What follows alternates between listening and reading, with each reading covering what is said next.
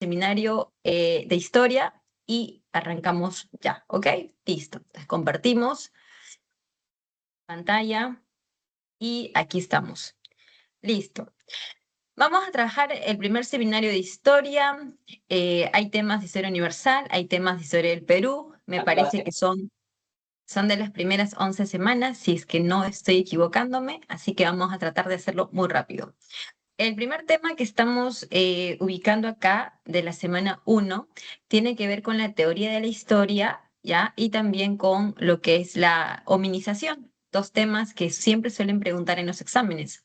Respecto a la teoría de la historia, en este esquema que está acá en la parte izquierda de tu pantalla, pues vamos a poder ubicar acá lo que es la definición de historia, ¿ya? Acá todos ya tenemos bastante claro de que la historia es una ciencia social. Es una ciencia social que estudia los hechos históricos, ¿ya? Hechos históricos. Profesora, ¿cómo sé que un hecho es histórico? Un hecho es histórico cuando este hecho logra impactar en la vida de la sociedad, cuando este hecho logra generar un cambio, logra traer consecuencias. Por ejemplo, si nosotros hablamos de la Revolución Francesa, tú sabes que este acontecimiento de la Revolución Francesa va a traer muchos cambios a nivel de Francia, de Europa y también de América, porque es un movimiento que nos va a influenciar también acá en nuestros procesos, ¿no? Independentistas, ya que esas ideas de la Revolución Francesa tienen que ver con ideas de la Ilustración y esas ideas también aquí van a tener mucha influencia en nuestros procesos de independencia. Entonces, ese ejemplo de la Revolución Francesa, pues claramente nos ejemplifica, ¿no? Que un hecho histórico tiene esa particularidad, ¿no? De generar cambios en la vida de las sociedades, las cuales pues van a permitir que la historia pueda moverse, pueda la historia pues generar, ¿no? Digamos, modificaciones y no ser estática, ¿no? Ok, ahora también la historia va a estudiar estos hechos históricos tomando en cuenta el tiempo, el espacio y la sociedad, ¿no? Cuando nosotros hablamos del tiempo, por ejemplo, es donde nosotros ubicamos lo que es la parte de la cronología, ¿no? Y si bien nosotros siempre solemos ubicar los hechos de una forma lineal, ¿no? Utilizamos esto del tiempo lineal, ya que siempre tratamos de ubicar un hecho en su inicio y su final. Es como si tú me dijeras, ¿no, profesora? La Primera Guerra Mundial comenzó en 1914 y terminó en 1919. Entonces, lo que yo veo en ti es que estás usando el tiempo lineal, porque me estás dando un inicio, un final, y sin duda, ¿no? Y sin duda, entre el inicio y el final, seguramente me vas a hablar de varios momentos con fecha, ¿no?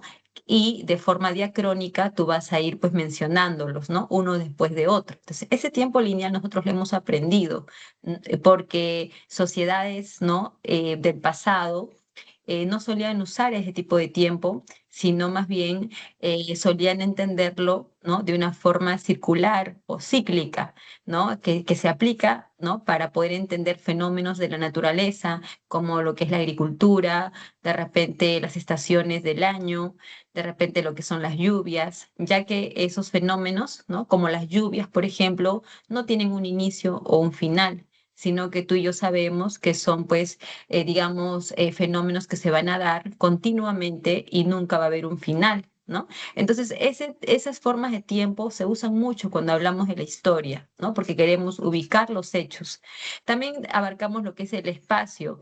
Todo hecho histórico tiene que estar ubicado en un lugar, no solamente en el tiempo, sino en el lugar. Por ejemplo, tú me hablas de la cultura chincha. ¿Y dónde se ubicó la cultura chincha? En la costa sur del Perú. Entonces, gracias a esa ubicación, tú vas a poder saber cómo fue el escenario de la cultura chincha. Fue costa, fue sierra, era pues un lugar que de repente los recursos tenían que ver con la geografía, ¿no? Si es chincha, están en el litoral, entonces son pescadores, ¿no? O de repente comerciantes marítimos. Entonces la geografía nos permite, en este caso, ¿no? Del espacio, poder tener más información para poder conocer cómo fue la vida, ¿no? de los pueblos del pasado.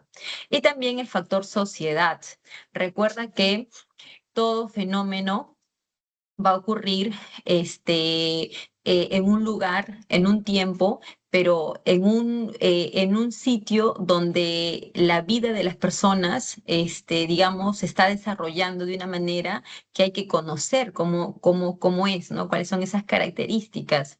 Si tú, por ejemplo, me hablas de la cultura inca, tendríamos que estudiar cuáles fueron las relaciones sociales, ¿no? De esta cultura inca, de repente qué principios económicos regían su vida, cuáles eran las autoridades políticas, ¿no? que gobernaban, ¿no? dentro de esa sociedad, de repente cuál era la base social, ¿no? los famosos ayllus. Entonces, siempre vamos a estudiar el factor sociedad también para poder entender, ¿no? lo que son los hechos históricos a través del tiempo.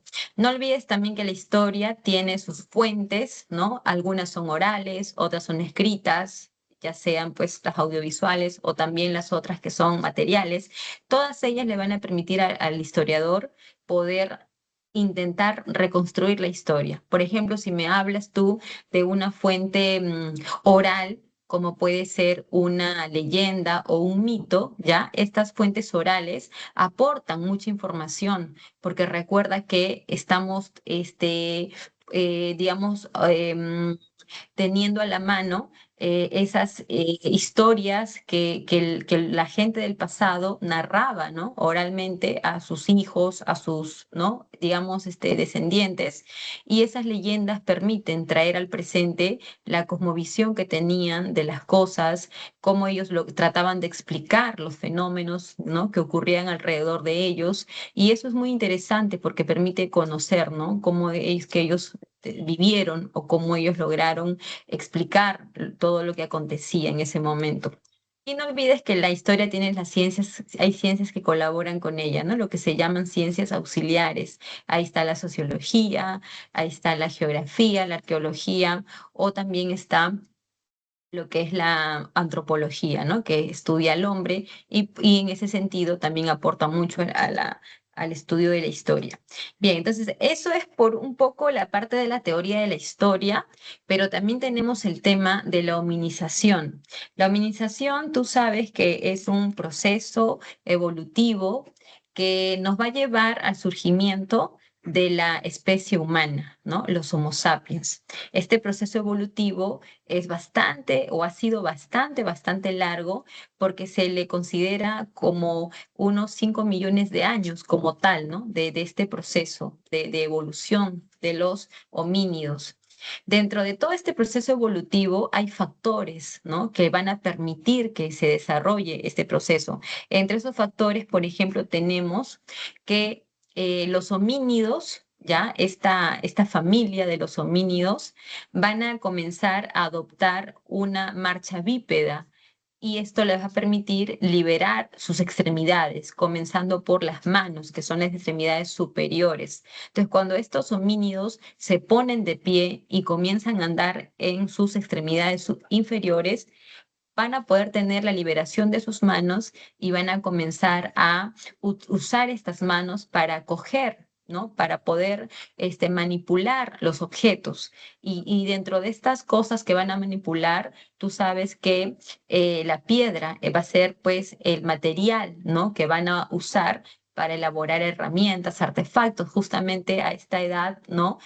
De forma tecnológica se le conoce como la edad de piedra, ¿no? El famoso paleolítico, que es la primera etapa de la edad de piedra, ya que después viene el mesolítico y también el neolítico, ¿no? Pero el paleolítico es la primera. Entonces el hombre comienza a usar la piedra, elaborar sus herramientas y con esto comienzan a poder cortar la carne como lo hacía el Homo habilis, ¿no? El Homo habilis trabaja la piedra y corta la carne. No es un cazador, pero sí utiliza las piedras no talladas para cortar la carne de los animales que encontraba muertos. Más tarde aparece el Homo erectus, que es un homínido que tiene la posición totalmente erguida, es de mayor estatura, anda totalmente en dos pies, ¿no?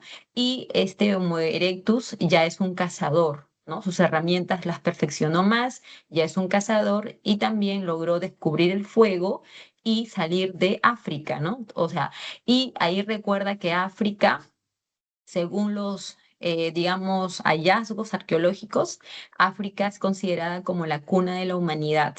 Ahí surgió esta especie llamada, bueno, el género, ¿no? Australopithecus surgió en África, lo mismo que los Homo habilis o Homo erectus también, pero ya a partir del Homo erectus el hombre comienza a salir de África y lo vamos a ver tanto en Europa también como en Asia, ¿no? Porque hay ejemplares de Erectus que se han encontrado en Asia y también en Europa.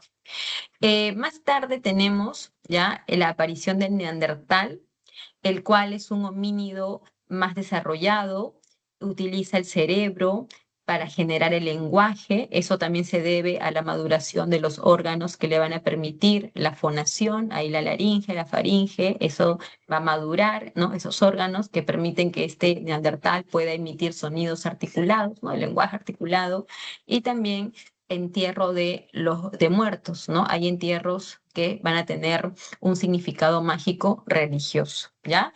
Y posteriormente el homínido más desarrollado, que es el sapiens, ¿no? Que va a lograr usar su racionalidad, va a tener un cerebro o una capacidad cerebral ya completada de 1600 a 1800 centímetros cúbicos, y este último homínido, Homo sapiens, es el que finalmente logró poblar todo el planeta, ¿no? Llegando hasta América, porque la especie que va a venir a América, tú sabes que es Homo sapiens en la etapa del Paleolítico superior. Chicos, recuerden, por favor, sí, que estamos haciendo un repaso así muy rápido, por eso es que yo digo las cosas así, solamente con algunos datos, con algunas pequeñas explicaciones, y no estoy haciendo toda la hilación como en una clase regular, porque el seminario de hoy es así muy rápido nada más, ¿ok? Bien, tenemos este esquema donde hemos tratado de ubicar para que puedas precisar, ¿no? La evolución de estos homínidos. En la parte inferior tienes al Australopithecus. Recuerda que el Australopithecus no es de nuestra especie, ¿ya? Es de otro género en realidad. Nosotros somos género Homo y los Australopithecus son género Australopithecus. Entonces, los géneros, ahí ya nosotros distamos de ellos.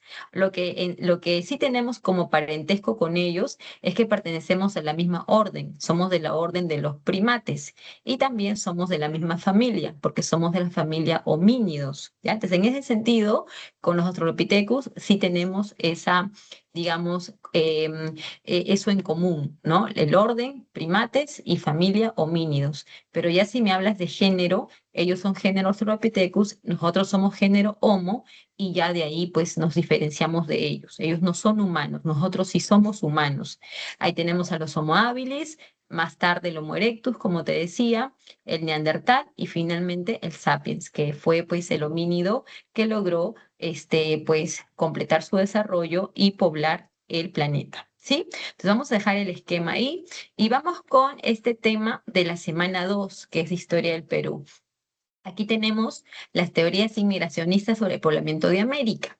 Vamos solamente a darle acá espacio a lo que es la teoría asiática, porque es la más preguntada y porque tiene el mayor apoyo de la comunidad científica. Las otras teorías, como la de Paul Rivet, que es esta de oceánica, o la de Méndez Correa, que es australiana, ya tienen errores que han hecho que estén desacreditadas. Y la de la noratlántica de los docentes, bueno, docentes no, pero estos investigadores Bradley y Stanford, pues es bastante reciente, ¿no? Si bien no hay contradicciones, pero también hay muy pocos elementos que la puedan, de repente defender, ¿no? Entonces vamos a hablar de la asiática y aquí te voy a precisar algunas cositas. A ver, primero, la cuna de la humanidad es África, ¿ya? Eso está comprobado por la ciencia. De manera más específica, el Valle del Rift es la cuna de la humanidad porque ahí se encontraron las evidencias más antiguas de presencia humana, ¿no? De los primeros homínidos.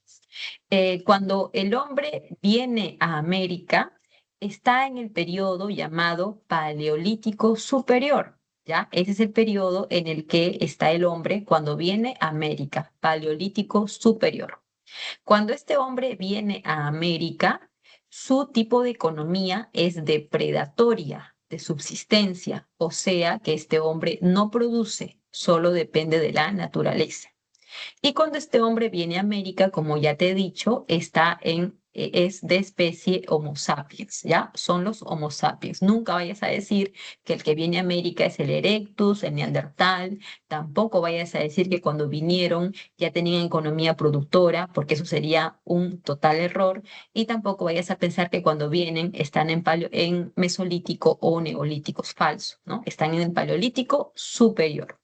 Bien, la teoría de Harlicka es la teoría asiática que nos dice que los mongoloides o los paleomongoloides han venido a América desde Asia, ¿no? Desde Mongolia y Siberia.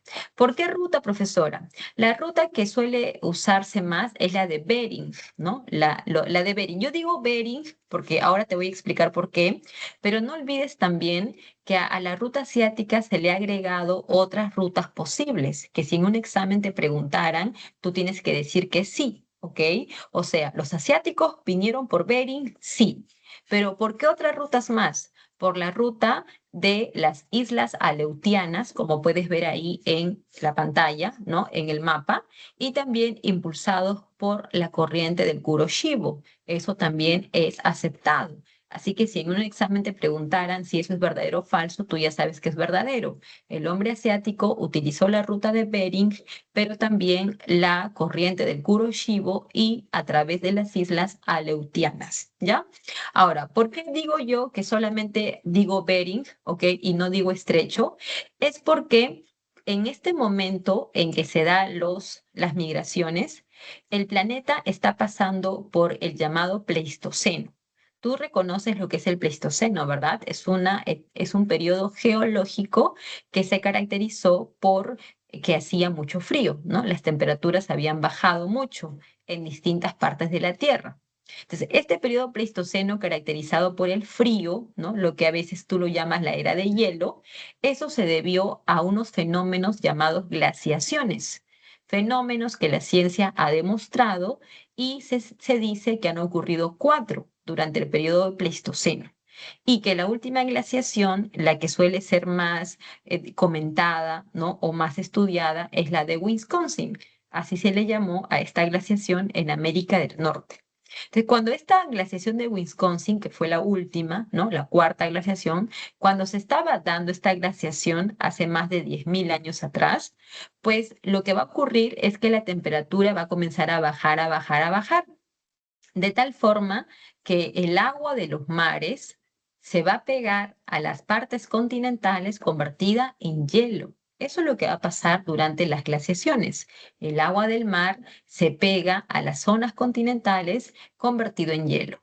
Por eso es que se le llama la era de hielo, porque el planeta Tierra en distintas partes se cubrió de hielo. Ahora, para ser más específicos y más científicos, ¿ok?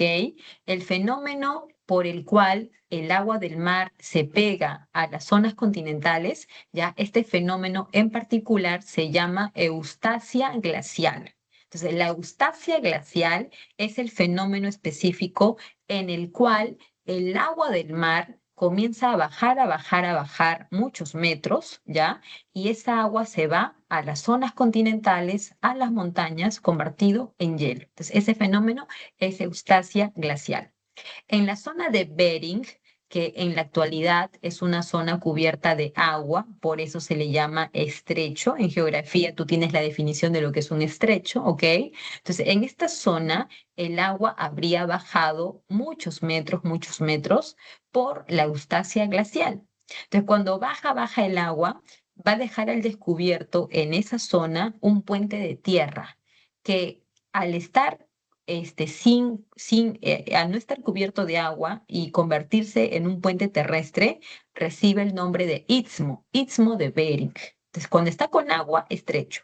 Cuando está sin agua, istmo. Entonces, por ese istmo, ¿no?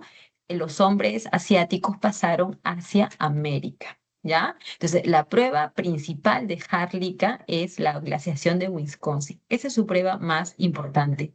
Otras pruebas que también presenta es la distancia que hay entre Asia y América por la zona de Bering. Por esa zona, la distancia solamente son pues algunos kilómetros, lo cual nos lleva a pensar de que los hombres pudieron haber caminado por esa ruta y llegado a América.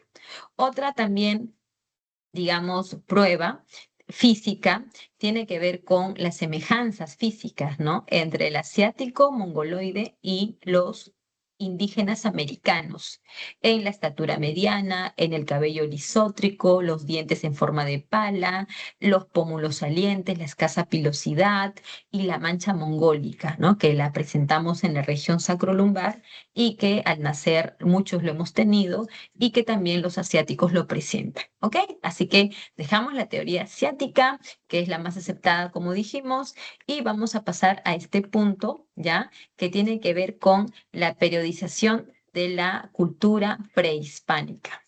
También llamada, ya, esta etapa de la civilización andina prehispánica también se le suele llamar etapa del Perú prehispánico o Perú antiguo, ¿ya? Porque estamos haciendo referencia a la etapa en donde todavía no hay presencia española, todavía no hay colonización europea. Es una etapa autónoma en la historia del Perú, ¿sí? Ahora, tú sabes que nosotros, bueno, en la historia lo que se busca es ordenar los hechos, ¿no? Entonces, para poder periodificar estas etapas del Perú prehispánico, John Rowe y Luis Guillermo Lubreras lo han hecho a través de estos periodos, ya sea pues Rowe que nos habla de los horizontes o intermedios o Lumbreras que nos habla de los formativos y desarrollos. ¿Ok? Estos dos estudiosos, Rowe y Lumbreras, han utilizado criterios diferentes, ¿ya? Pero en sí lo que ellos van a presentar son dos esquemas muy parecidos en realidad. Por ejemplo, cuando John Rowe te dice que el horizonte temprano es la etapa donde aparece Chavín, ¿ya? Lumbreras te dice que esa etapa no es horizonte, sino es una etapa llamada formativo. Si Rowe te dice que la etapa donde está Moche, Nazca, ¿no? Que son culturas regionales, que a esa etapa Rowe lo llama intermedio, Lumbreras te dice que esa etapa es un desarrollo regional. Entonces, como puedes ver, pueden tratarse de dos esquemas diferentes, de dos propuestas diferentes con distintos criterios, pero en conclusión, los periodos que presentan estos dos estudiosos tienen muchas similitudes, ¿ya? Tienen muchas semejanzas, muchas cosas en común. Ahora, ¿por qué hablar de un horizonte y por qué hablar de un intermedio, ¿no? Como lo que diría John Rowe. Porque para John Rowe, un horizonte es una etapa donde la cultura se expande, donde la cultura crece y toma mucha o digamos abarca mucha dimensión territorial.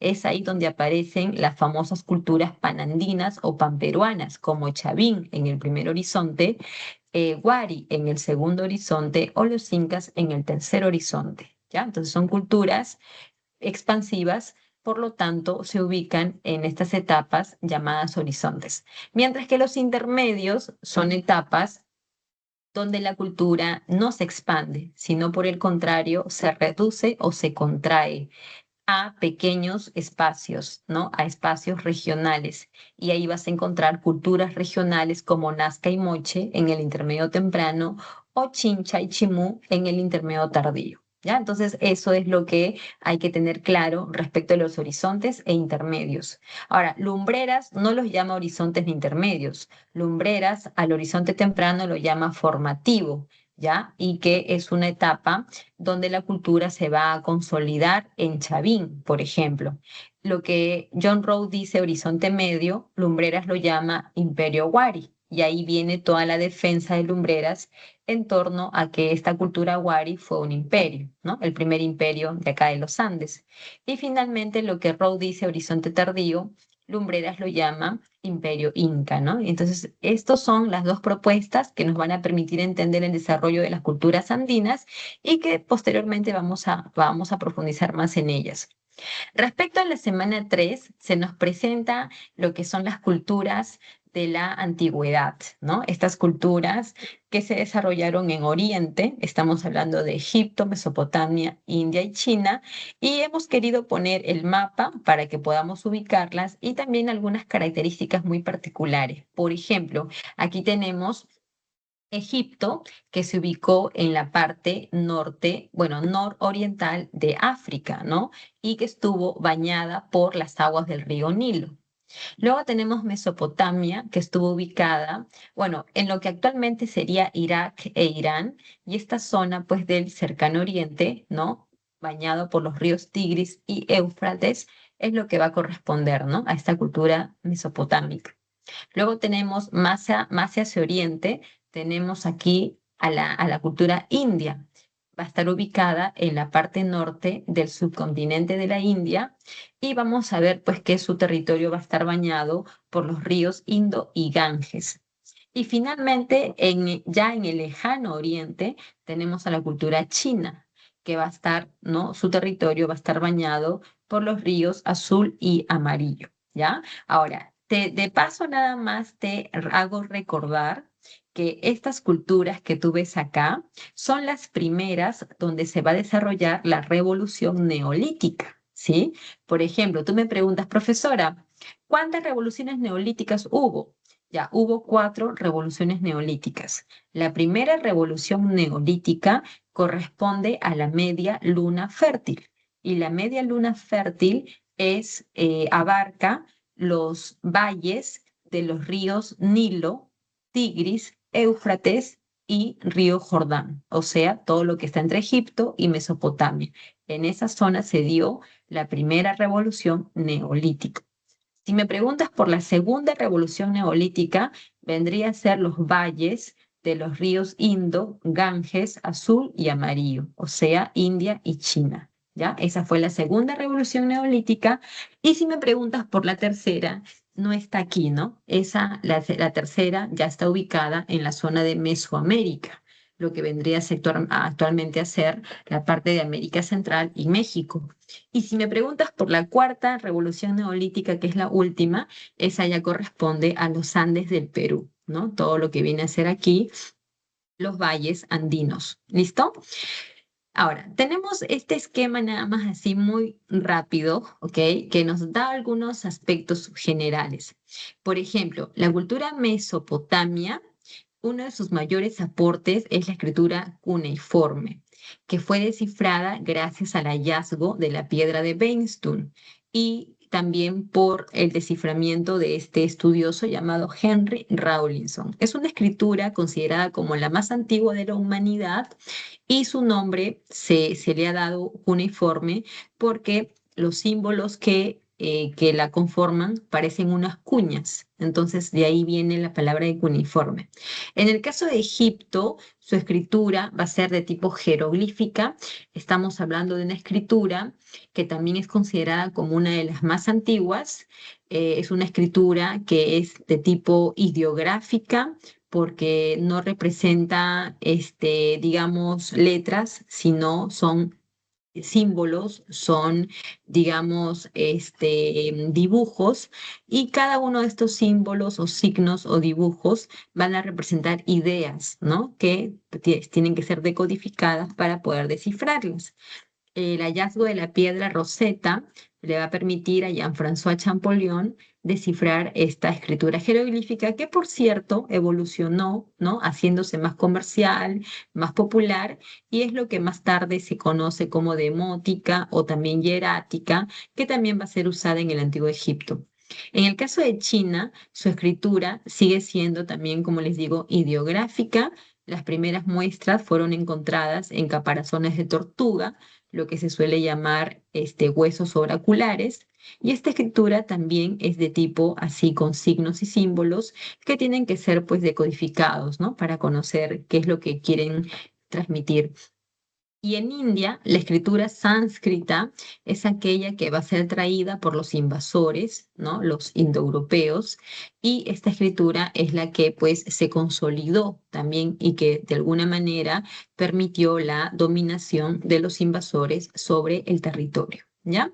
En cuanto al tema físico de la geografía, decíamos que Mesopotamia estaba bañado por los ríos Tigres y Éufrates. En el caso de Egipto, el río Nilo fue lo que le aportó todo a esta civilización, no solamente el agua, sino también le permitió la fertilización de sus valles, porque cada vez que el río se inundaba, aportaba un fertilizante llamado limo, y el río Nilo permitió la pesca, la navegación, el comercio, la comunicación y todo, ¿no? Todo para Egipto. Por eso es que Heródoto alguna vez dijo que Egipto es un don del Nilo. En el caso de China, un territorio tan extenso, con desiertos, valles, no sé, montañas, ¿no?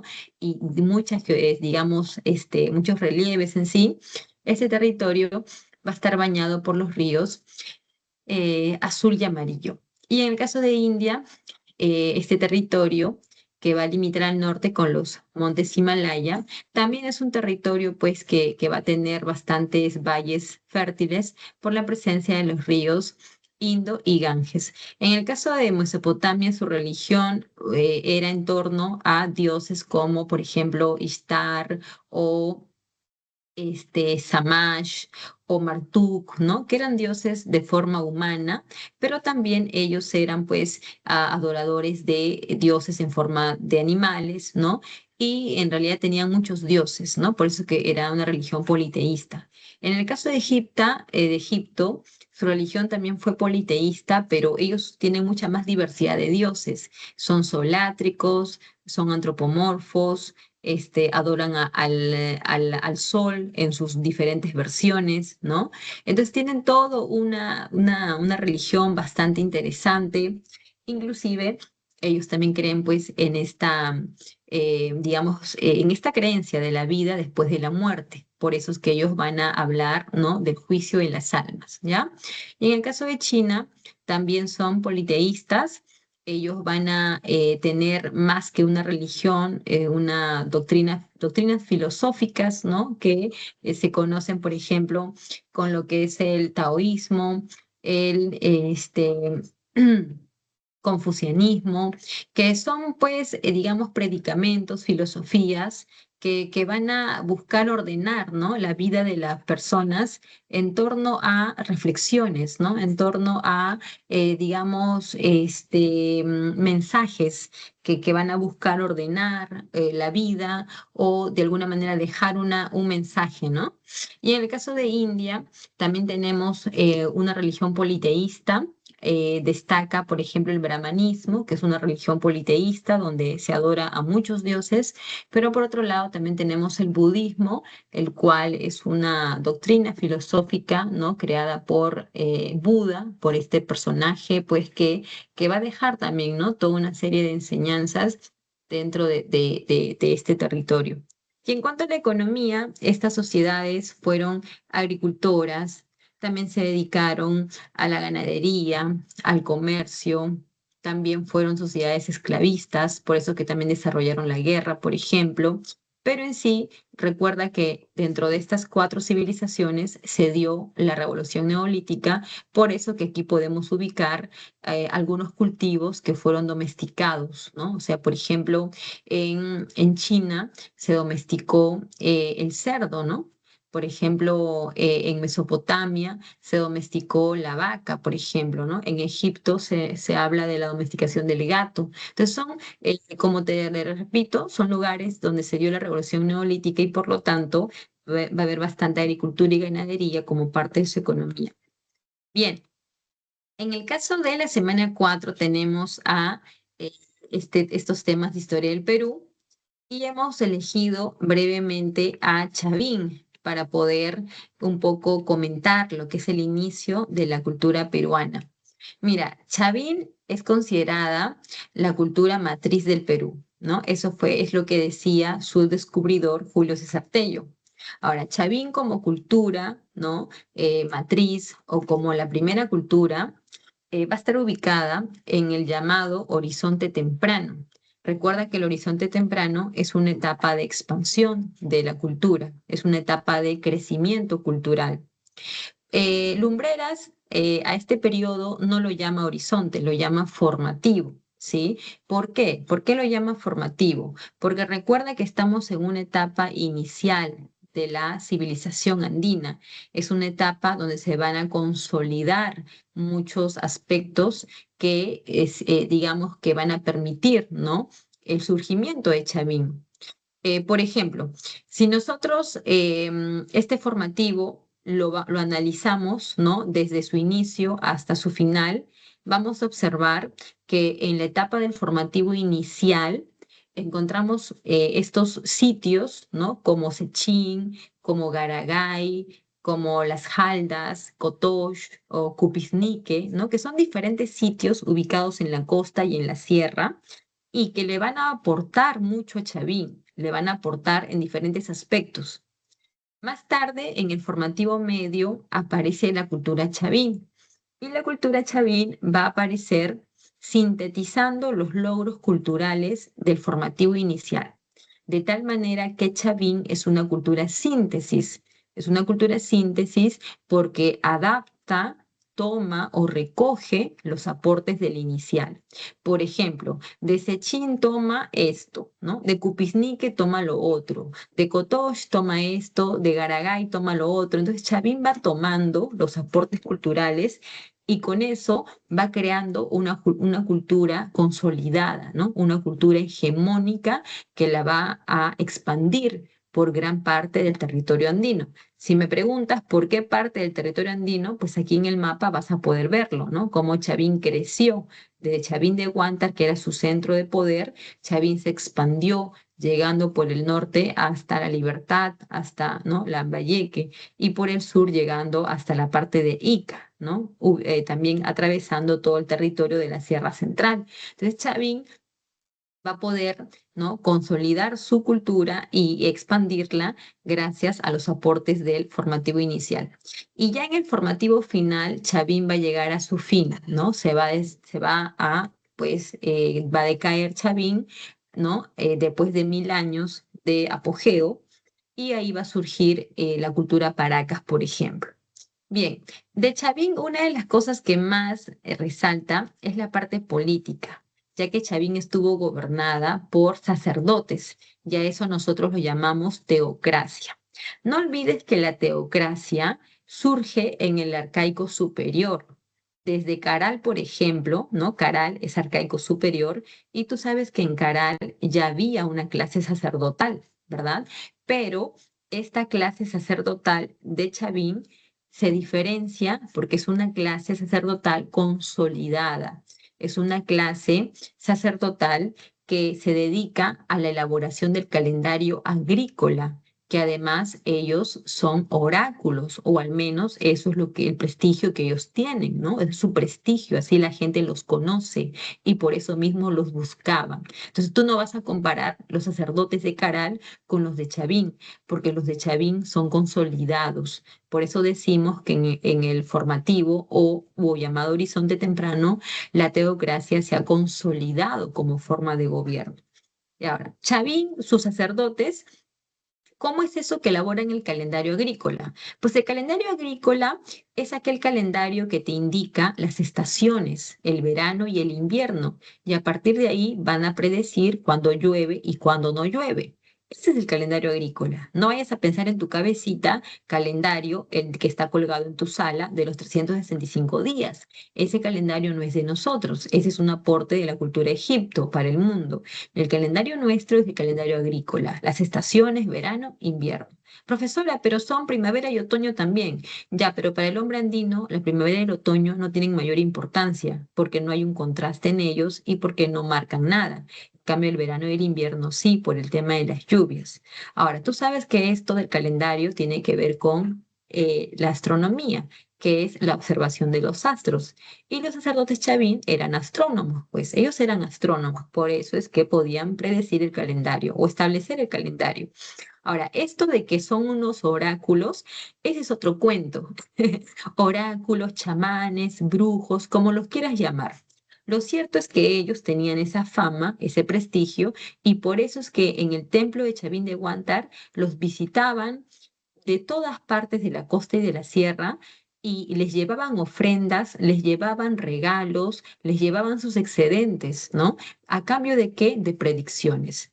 Yo le llevo a los sacerdotes Chavín muchos regalos y muchas ofrendas a cambio de que me hagan una predicción respecto al tema de la agricultura, de las lluvias. Eso es lo que yo pido a cambio de mis regalos y mis excedentes. Los sacerdotes Chavín tienen el poder para hacer esas predicciones, sí las tienen, pero tú sabes que no es una magia, simplemente es observar los astros y de esa manera poder hacer predicciones. Nada más es eso.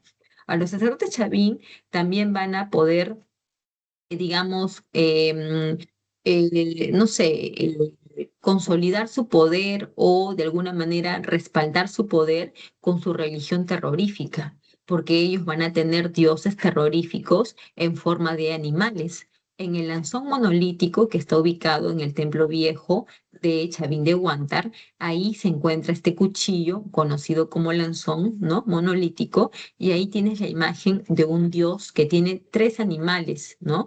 Que son el jaguar, el cóndor y la serpiente, lo que la historia llama la trilogía andina o el dios triada. Entonces, esta religión terrorífica, estos dioses terroríficos van a permitir respaldar los poderes de los sacerdotes y de esa manera van a poder crear en la gente un temor, un respeto. Entonces, es por toda esta situación es que Chavín logró captar, ¿no? Los excedentes de los distintos pueblos de la costa y de la sierra durante tantos siglos hasta que al final, pues eso va a decaer, ¿no? Va a decaer posiblemente por los mismos cambios, ¿no? Que van a haber en el clima. De repente las predicciones que los sacerdotes hacían ya no se cumplían, ya no tenían poder, ¿no? De oráculos y la gente ya no cree en ellos, por lo tanto ya no los visitan en el templo, ya no llevan excedentes, el templo fue abandonado y de esa manera, hacia el año 200 antes de Cristo, Chavín fue abandonado y ahí llega a su final, ¿ok? Así que vamos a dejar a Chavín ahí y vamos ahora con la semana 5 con el tema de la cultura Roma, ¿sí? Mira, Roma es una cultura desarrollada o que tuvo sus inicios en el centro de Italia, a orillas del río Tíber, en el valle del Lacio. En este valle del Lacio llegaron los primeros pueblos, como los latinos, los etruscos, los sabinos, los cartagineses, los griegos, entre otros. Fueron muchos pueblos, pero de todos esos pueblos, los más antiguos fueron los latinos, ¿ok? Ahora, Roma en su primera etapa histórica tuvo una monarquía. Esa monarquía le permitió ser gobernada por 7 reyes. Los 4 primeros fueron latinos, que algunos dicen que son reyes legendarios porque no existieron realmente, y los últimos 3 reyes fueron pues de la dinastía etrusca. Y esos reyes sí fueron históricos porque hay evidencia de que existieron. Cuando el último rey etrusco llamado Tarquino el Soberbio fue depuesto y expulsado de la ciudad de Roma, ya los romanos van a poder acabar con la monarquía y fundar la república, que fue su segunda forma de gobierno. En la república ya no existe la figura del rey. Ahora lo que van a existir son magistraturas y el Senado, que es como un congreso que va a tener el mayor poder. Este Congreso, que es el Senado, es el que va a tener como parte de él, creo que aquí le hemos puesto ya, este Senado es el que va a estar integrado por los patricios. ¿Quiénes son los patricios, profesora? Los patricios son los ciudadanos de Roma, son de la nobleza, de la aristocracia y por eso mismo tienen privilegios, riquezas y pueden ocupar los cargos públicos. ¿Ok? Entonces el Senado va a estar dirigido por ellos y recuerda que el Senado va a ser la institución con más poder. Luego tienes las magistraturas como tribuno, cónsul, censor, pretor, y todas estas magistraturas son cargos elegidos, ¿ya? O sea, hay elección para que puedas obtener el cargo. Son cargos temporales, 6 meses, un año, ¿no? No son vitalicios.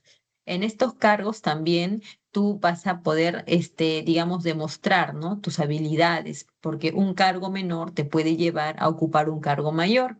Y son cargos que se renuevan, ¿no? Porque lo ocupas un tiempo, pero luego hay nuevas elecciones y te pueden renovar. También se dio el derecho al veto. El derecho a veto no lo tienen todos, lo tienen los tribunos. ¿Quiénes eran los tribunos? Eran los magistrados que van a defender los intereses de los plebeyos. Entonces, si yo soy un tribuno y voy a defender a los plebeyos ante las demás magistraturas, yo puedo utilizar este derecho al veto para oponerme si es que hay alguna propuesta que intente perjudicar los intereses de mis representados, que son los plebeyos. Entonces, si algún magistrado, por ejemplo, propusiera, hay que elevar los impuestos para los plebeyos, yo como tribuno podría pedir la palabra y decir me opongo y ese es mi derecho a veto, ¿no? Entonces, esto es un poco el funcionamiento de estas magistraturas que se desarrollaron durante la República Romana.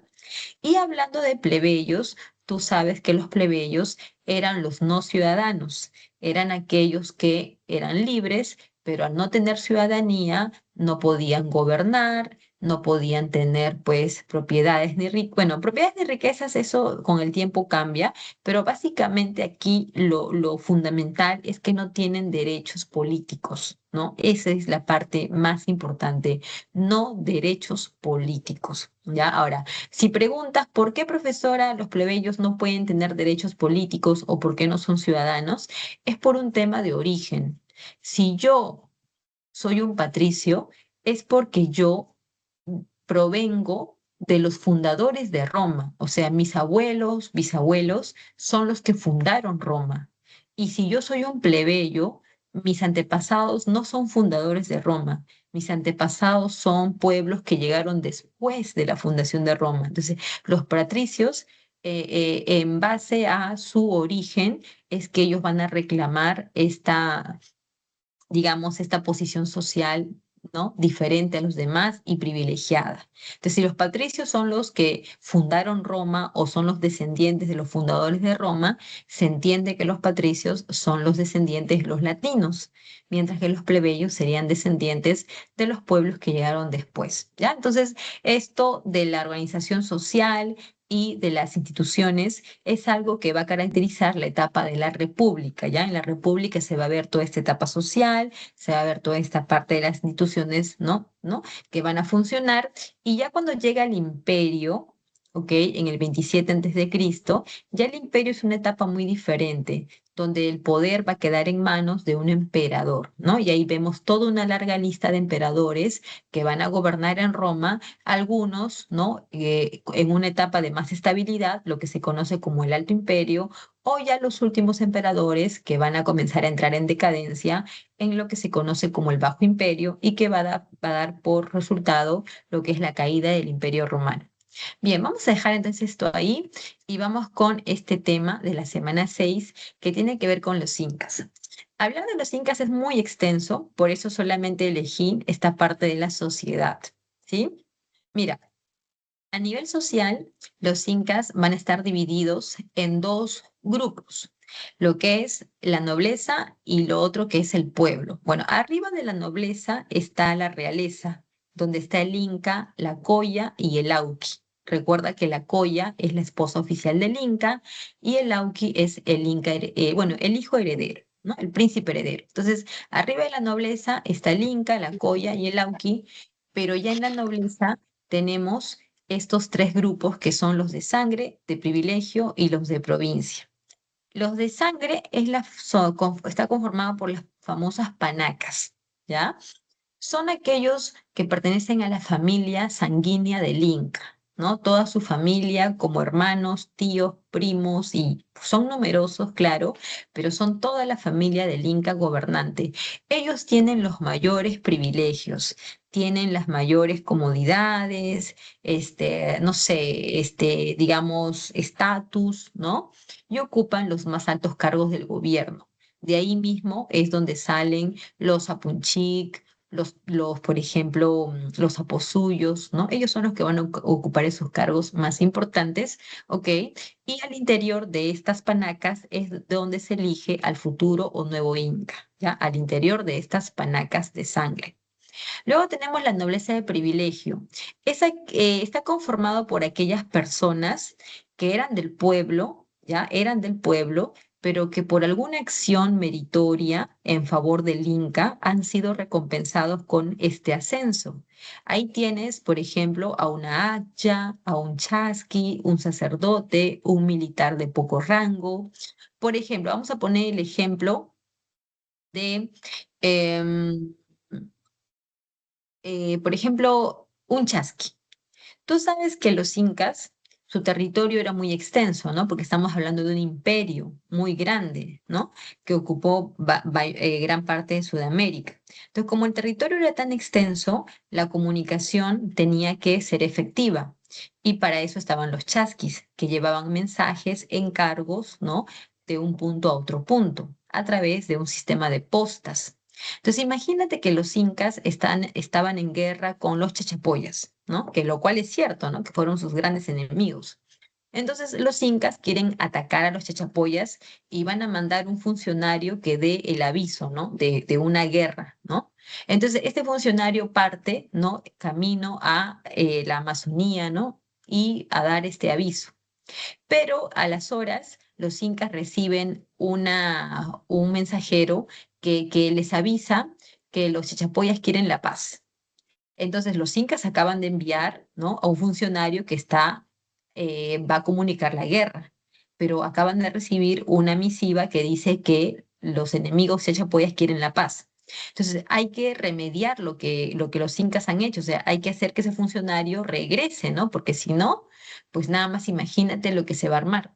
Entonces, ahí por ejemplo, los chasquis podrían entrar, ¿no? En acción. Tendrían que llevar el mensaje a los chachapoyas de que ese funcionario que va a llegar, su palabra va a quedar sin acción, porque fue enviado horas antes de que recibieran el mensaje de paz. Entonces, los chasquis tendrían que correr, ¿no? Para llegar más rápido que el funcionario, que digamos que ya salió hace 2 días, ¿no? Digamos, entonces los chasquis tendrían que ganarle. Y de esa manera, o mejor dicho, y si logran llegar antes que el funcionario y evitar una confrontación con estos pueblos que eran los chachas, entonces los chasquis podrían ser premiados, por ejemplo, ¿no? Por su acción rápida, eficiente. Y de hecho, ¿no? De hecho, en el incanato hubo este tipo de nobleza, ¿no? Aquellos que eran recompensados por lo que hacían. Inclusive hay una obra literaria que es el Ollantay, que habla, pues, ¿no? De un militar que era pues de menor rango y que fue ascendido por el Inca, pero también pues el Ollantay al final se enamora, ¿no? De una princesa inca y ese amor no fue correspondido, o mejor dicho, no fue permitido también, porque una cosa es que tú seas de la nobleza de privilegio y otra cosa es que tú quieras llegar a la nobleza de sangre. Llegar a la nobleza de sangre, eso no se permite porque es una nobleza diferente y muy superior al resto. Ahora, la nobleza de provincia son aquellos que son incorporados al imperio. Ahora, tú sabes que los incas no son todos. Los incas solamente son los cusqueños, o sea, los que habitaban en el Cusco. Los demás integrantes del imperio, ¿no? Son pueblos conquistados. Son pueblos anexados al incanato. Por eso mismo se dice que el incanato fue un estado multiétnico y pluricultural, porque recuerda que los incas solamente fueron los cusqueños. Entonces, como los incas tienen muchos pueblos que los han incorporado al imperio, todos estos pueblos tienen sus gobernantes. Por ejemplo, los incas acaban de conquistar a los chimús. Y los chimús tienen su gobernante. ¿Quién es su gobernante? El Chimo Cápac, ¿no? ¿Cómo se llamó el último gobernante chimú? Minchancama, ¿no? Entonces, Minchancama ahora es, eh, ahora ha sido incorporado al imperio inca, pero Minchancamán no pierde su estatus social. Minchancamán sigue siendo gobernante de su pueblo. Él sigue siendo parte de la élite de su pueblo. Entonces, estos gobernantes que eran de la élite de sus respectivos pueblos, ¿ya? Esos gobernantes pasaban a ser parte de la nobleza de provincia del incanato. Ahí tienes al señor Chincha, a Minchancamán, tienes a los curacas, ¿no? Todos ellos son de la nobleza provincial, ¿ya? Ahora, respecto al pueblo, tenemos la base que está en los Hatunrunas. ¿Quiénes son los Hatunrunas? Los hombres y mujeres del imperio. Estos hombres y mujeres van a estar, van a tener su base, o mejor dicho, van a estar organizados en los famosos ayllus. Hablar de los ayllus es hablar de la base social del mundo andino. No, no aparecen con el incanato, por si acaso. Se habla de ayllus desde el arcaico superior, porque un ayllu, como definición, simplemente es una comunidad de campesinos, nada más. Por lo tanto, la palabra no lo vayas a llevar directamente a los incas, sino que es una palabra que se usó desde mucho tiempo atrás. Lo que sí tienes que recordar de un ayllu es que es una familia de campesinos, todos tienen lazos sanguíneos, todos comparten la misma tierra, la cual la van a trabajar, y el ayllu tiene un curaca. El curaca es como el jefe, es como el líder del ayllu y que además de dar cohesión al grupo, también organiza la mano de obra y la mita, que es una forma de trabajo que realizaban en beneficio del Estado inca. Dentro del ayu tú podías casarte, ¿no? Hacer un matrimonio. Y cuando tú lograbas casarte, ¿ya? Se te entregaban tus tierras. Recuerda que por un hombre se entregaba un topo y por una mujer se entregaba medio topo, pero eso te lo van a entregar cuando tú te casabas. Ahora, los Hatunrunas, ellos son los que van a, pues, a conformar la fuerza de trabajo, porque ellos son los que van a formar los ayllus, y tú sabes que los ayllus son la base social del imperio inca. De los ayllus, tú puedes sacar a los chasquis, que eran los mensajeros, a las ayas, que eran las mujeres al servicio del Estado, a los mitmas, que eran poblaciones móviles, ¿ya? O hasta los soldados. Ahora, te voy a hablar para ir terminando acá de los mitmas, porque siempre suelen preguntarlo en examen. Los mitmas o mitimaes o mitmacunas son poblaciones enteras que son trasladados de un punto a otro punto por orden del Estado Inca, ¿ok? Entonces el Estado Inca te manda, tú no puedes rechazar esto, es como una orden que vas a tener que cumplir. ¿A dónde te van a mandar? A cualquier parte. Puede ser muy cercana, muy lejana, costa, sierra y selva. ¿Por qué te van a mandar? Vamos a suponer que es un lugar de la ceja de selva, ¿no? O sea, un lugar de tipo Amazonas, así, ¿no? Entonces, ese lugar está despoblado porque la gente pues murió por algún tipo de fenómeno o hubo guerras, entonces el lugar se quedó despoblado. Pero las tierras están sin trabajar y las tierras son buenas, hay que aprovecharlas. Entonces, como es un lugar despoblado y las tierras están abandonadas, se elige a toda una población, que son los mismas, y se los manda para ese lugar lejano a que ellos colonicen, a que ellos puedan trabajar ahí. Entonces los mismas van a tener que ir y van a tener que cumplir con esta misión. Una vez en admisión preguntaron cuáles de los siguientes grupos del incanato, ¿no? Grupos sociales, se encargaban de aumentar la producción. Y la respuesta fueron los mismas. ¿En qué sentido se encargan de aumentar la producción? Pues muy fácil, ¿no? Tú sabes que si yo me voy a un lugar y me mandan a trabajar las tierras en ese lugar, directamente lo que yo estoy haciendo es aumentar la producción. Ese es el interés último de todo esto, que aumente la producción. Y no olvides que en el incanato eso era lo que más le importaba al Inca, que la producción se mantuviera o aumentara, porque todo Inca que quisiera de repente hacer una demostración de su poder, tenía que tener una gran producción de las tierras, para así poder mantener a todos, ¿no? Con lo suficiente y también para poder guardar para tiempos, ¿no? De crisis o en todo caso para poder hacer regalos, porque el Inca también hacía muchos regalos. Cada vez que conquistaba a un nuevo pueblo, solía enviar regalos de ropa fina, de, no sé, objetos de valor, hasta enviaba mujeres como regalos, las ayas, ¿no? Que las ayas también, pues hay muchas cosas ahí para hablar. Entonces, eso era parte de la dinámica, ¿no? Que el Inca realizaba para poder consolidar de repente una nueva amistad, una nueva alianza con un pueblo. Y hasta tú sabes muy bien, pues que también pues los incas hacían matrimonios, ¿no? El Zapa Inca contraía matrimonio o alguien de su familia se casaba, ¿no? Con alguien de un nuevo pueblo conquistado para así poder formar pues un lazo familiar que va a permitir que de esa manera se consolide la alianza, ¿no? Ahora, respecto a lo político, tienes toda una jerarquía de autoridades, comenzando por el Zapa Inca, que es la máxima autoridad, pero luego tienes a su Consejo Imperial, conformado por 4 personas. Estas 4 personas son los aposuyos y cada uno de ellos, además de ser un consejero del Inca, también representa a un suyo, porque recuerda que en el incanato hay 4 suyos. Luego tienes a bueno, a los Tocricut, que son también llamados Apunchik, y ellos son los gobernantes de las provincias. Luego tienes al Tucurricuy, que son los supervisores del imperio, y finalmente el curaca, que es el jefe del Ayu. El curaca es la persona más cercana al Ayu. Es el líder del Ayu que organiza la mano de obra para la mita, ¿ya? Y también es una persona venerada por su Ayu. Si tú veías a un Ayu llevando un anda, fijo que en esa anda iba su curaca, cargado, ¿no? También venerado como una autoridad, ¿no? Que era pues además de querida, era pues obviamente reconocida por todo el ayo.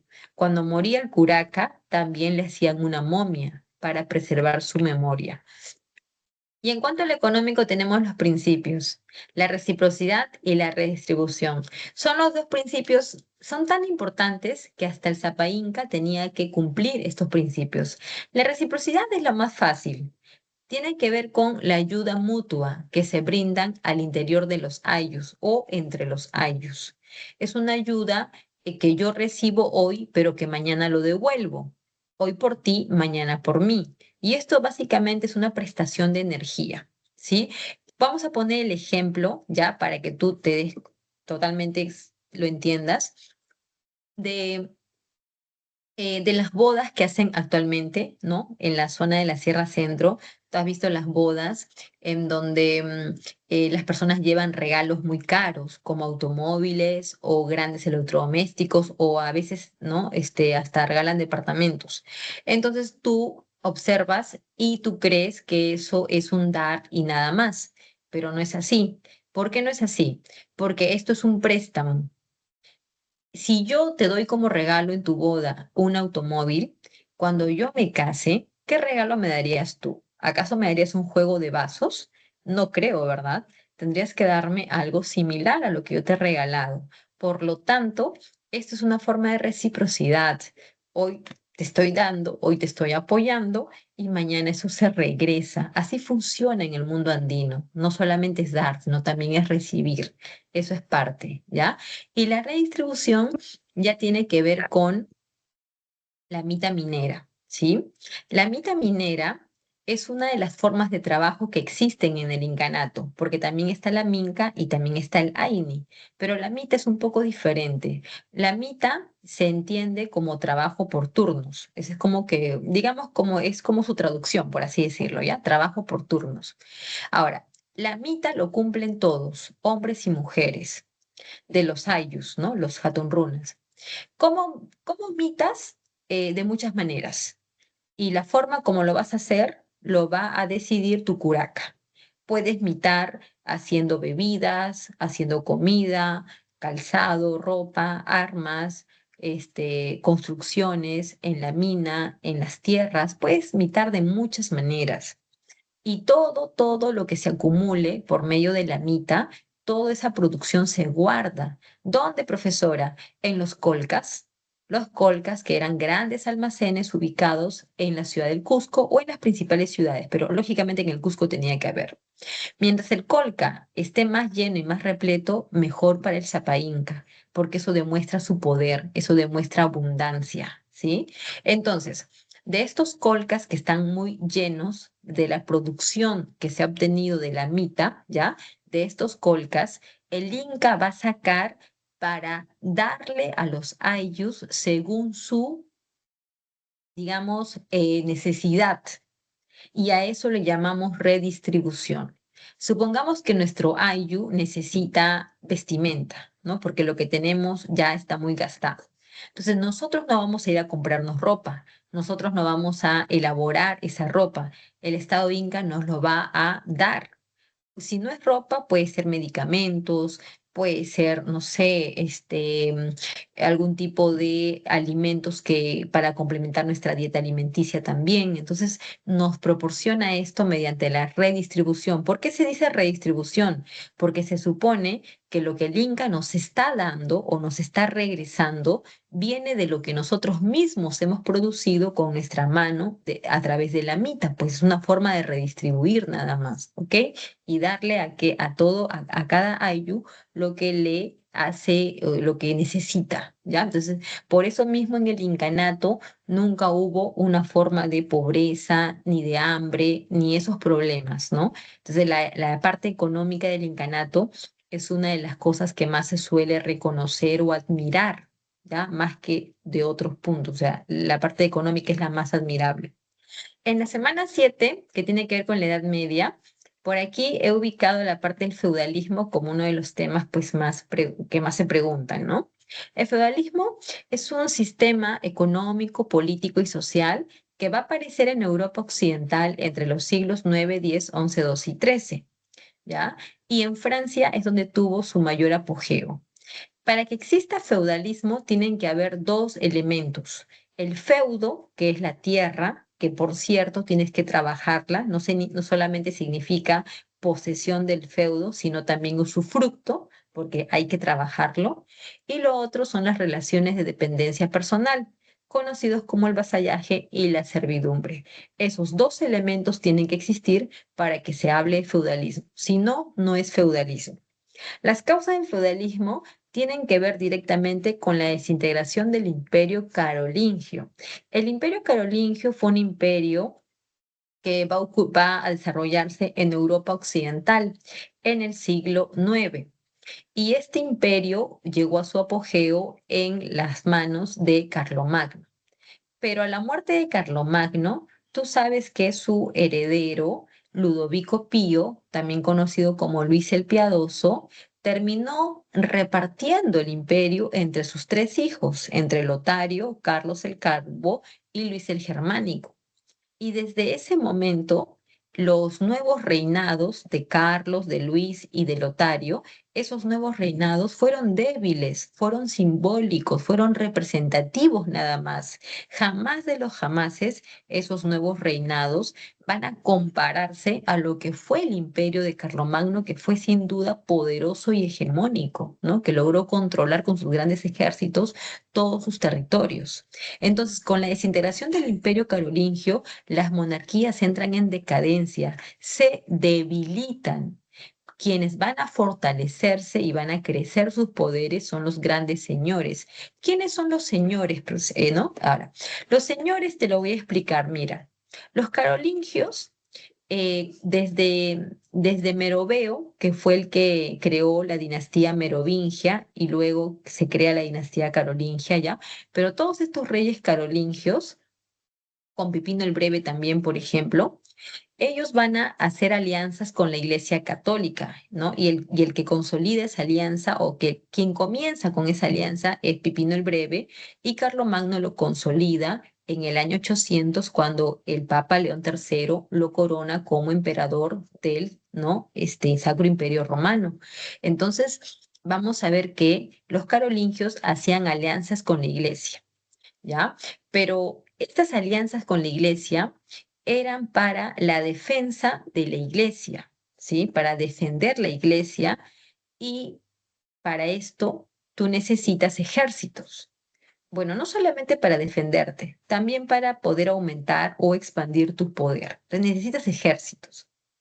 Entonces, como en ese entonces los ejércitos no eran permanentes, no eran profesionales, entonces los ejércitos se convocaban cada vez que había una guerra o un enfrentamiento. Entonces, imagínate que yo soy Pipino el Breve y yo necesito organizar un enfrentamiento contra otro pueblo. Entonces, yo voy a necesitar ejércitos.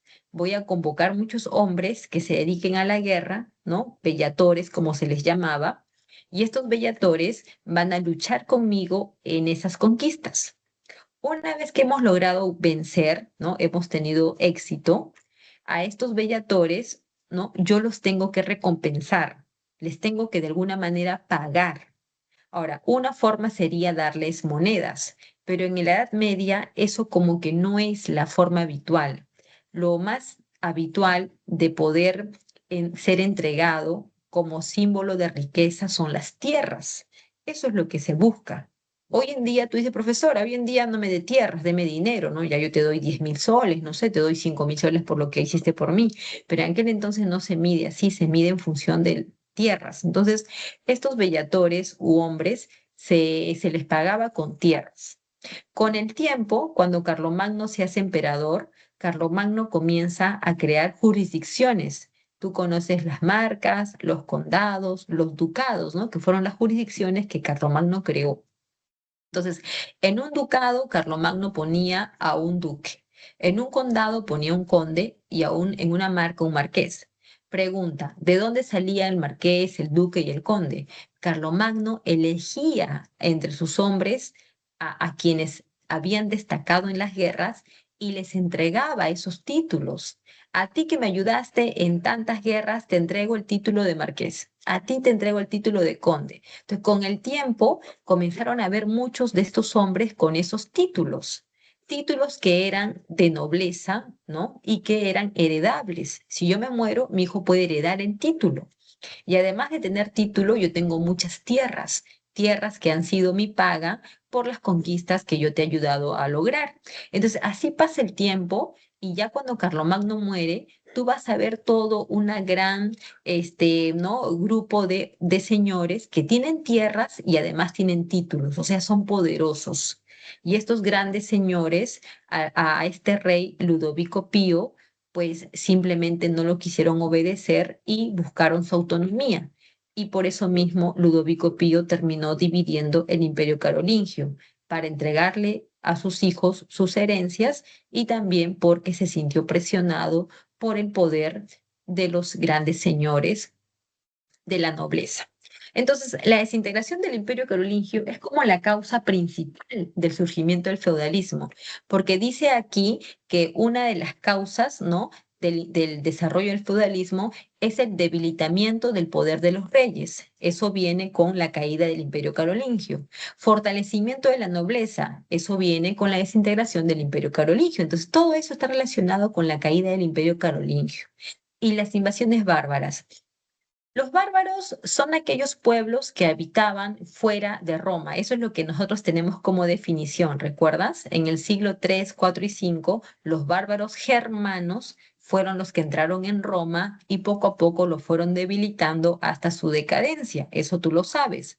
Pero los bárbaros del siglo 9 no son germanos. Estamos hablando de otros bárbaros, de los sarracenos, de los húngaros y de los vikingos. Los vikingos normandos son los que venían de la zona de Escandinavia, ¿no? De la zona de Noruega, Suecia, Dinamarca, de ahí. Los sarracenos, que eran conocidos como piratas, eran los que venían de la parte norte de África, ¿ya? Entonces, estos invasores llegaban a la parte costa de Europa, por ejemplo, a Francia, ¿no? Y ocasionaban destrozos, saqueos, pillaje, ¿no? Entonces las ciudades entraban pues en crisis cuando llegaban estos invasores, ¿no? Estos bárbaros. Entonces, nada más imagínate, ya que estamos en la ciudad de Francia en el siglo 9 y de pronto vienen los vikingos a atacarnos. Entonces nosotros vamos a tener que buscar dónde protegernos, ¿no? Protección. Entonces, si tú ibas ante los señores feudales, ¿no? Ante estos grandes señores, ellos te protegían al interior de sus feudos, donde ahí los bárbaros no entraban, pues no entraban porque los feudos estaban resguardados con murallas, donde el señor feudal tenía su propio castillo y tenía su propio ejército. Entonces los bárbaros no llegaban a esos grandes feudos, solamente atacaban las ciudades o las zonas rurales. Entonces, estas personas, ¿no? Debido a los ataques que van a recibir de los invasores bárbaros, estas personas van a ir hacia los feudos y van a entregar sus tierras al señor feudal a cambio de protección. El señor feudal va a proteger a estos campesinos, ya, les va a proteger, pero les va a pedir sus tierras. Y si tú multiplicas la cantidad de campesinos que hicieron esto de pedir ayuda, ¿no? A cambio de protección, pues nada más imagínate cuántas tierras el señor feudal o los señores feudales lograron concentrar. Entonces, de esta manera, estos grandes señores feudales aumentaron su poder, aumentaron el tamaño de sus feudos y eso les permitió consolidarse. Entonces, las invasiones bárbaras de manera indirecta permitieron a los señores feudales consolidar su poder. ¿Ok? Entonces esas son las causas y en cuanto a las relaciones de dependencia personal tenemos dos. Mira, tenemos aquí el homenaje. Es una relación horizontal entre un noble, que es el señor feudal, y otro noble, que es el vasallo. El vasallo es un hombre, es un noble que no tiene tierras. Entonces va ante el señor feudal y le va a expresar su voluntad para convertirse en su hombre, en su vasallo. El señor feudal acepta y van a realizar esta ceremonia, ¿no? La ceremonia se llama vasallaje. En esta ceremonia hay dos momentos. Hay un primer momento que se conoce como el homenaje. Y en este momento, el que va a ser vasallo, ¿no? Este noble, se arrodilla ante el Señor y le hace un juramento de fidelidad, ¿ya? Esto se llama homenaje.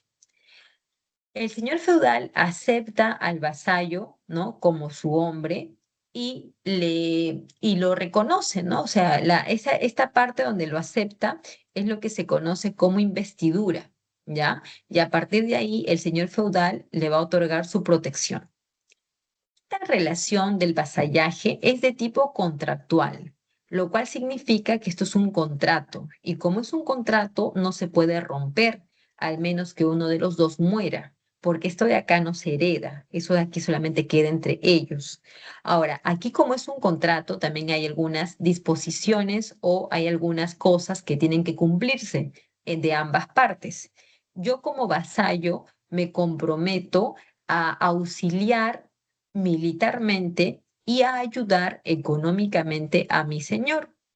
Y mi señor, ya el señor feudal al vasallo, se compromete a protegerlo militarmente y a darle un beneficio. ¿Cuál es ese beneficio? El feudo. Entonces le entrega un feudo como parte de este contrato, ¿ya? En que ambos tienen que salir beneficiados y como te repito, es un contrato que solamente acabaría con la muerte de uno de ellos.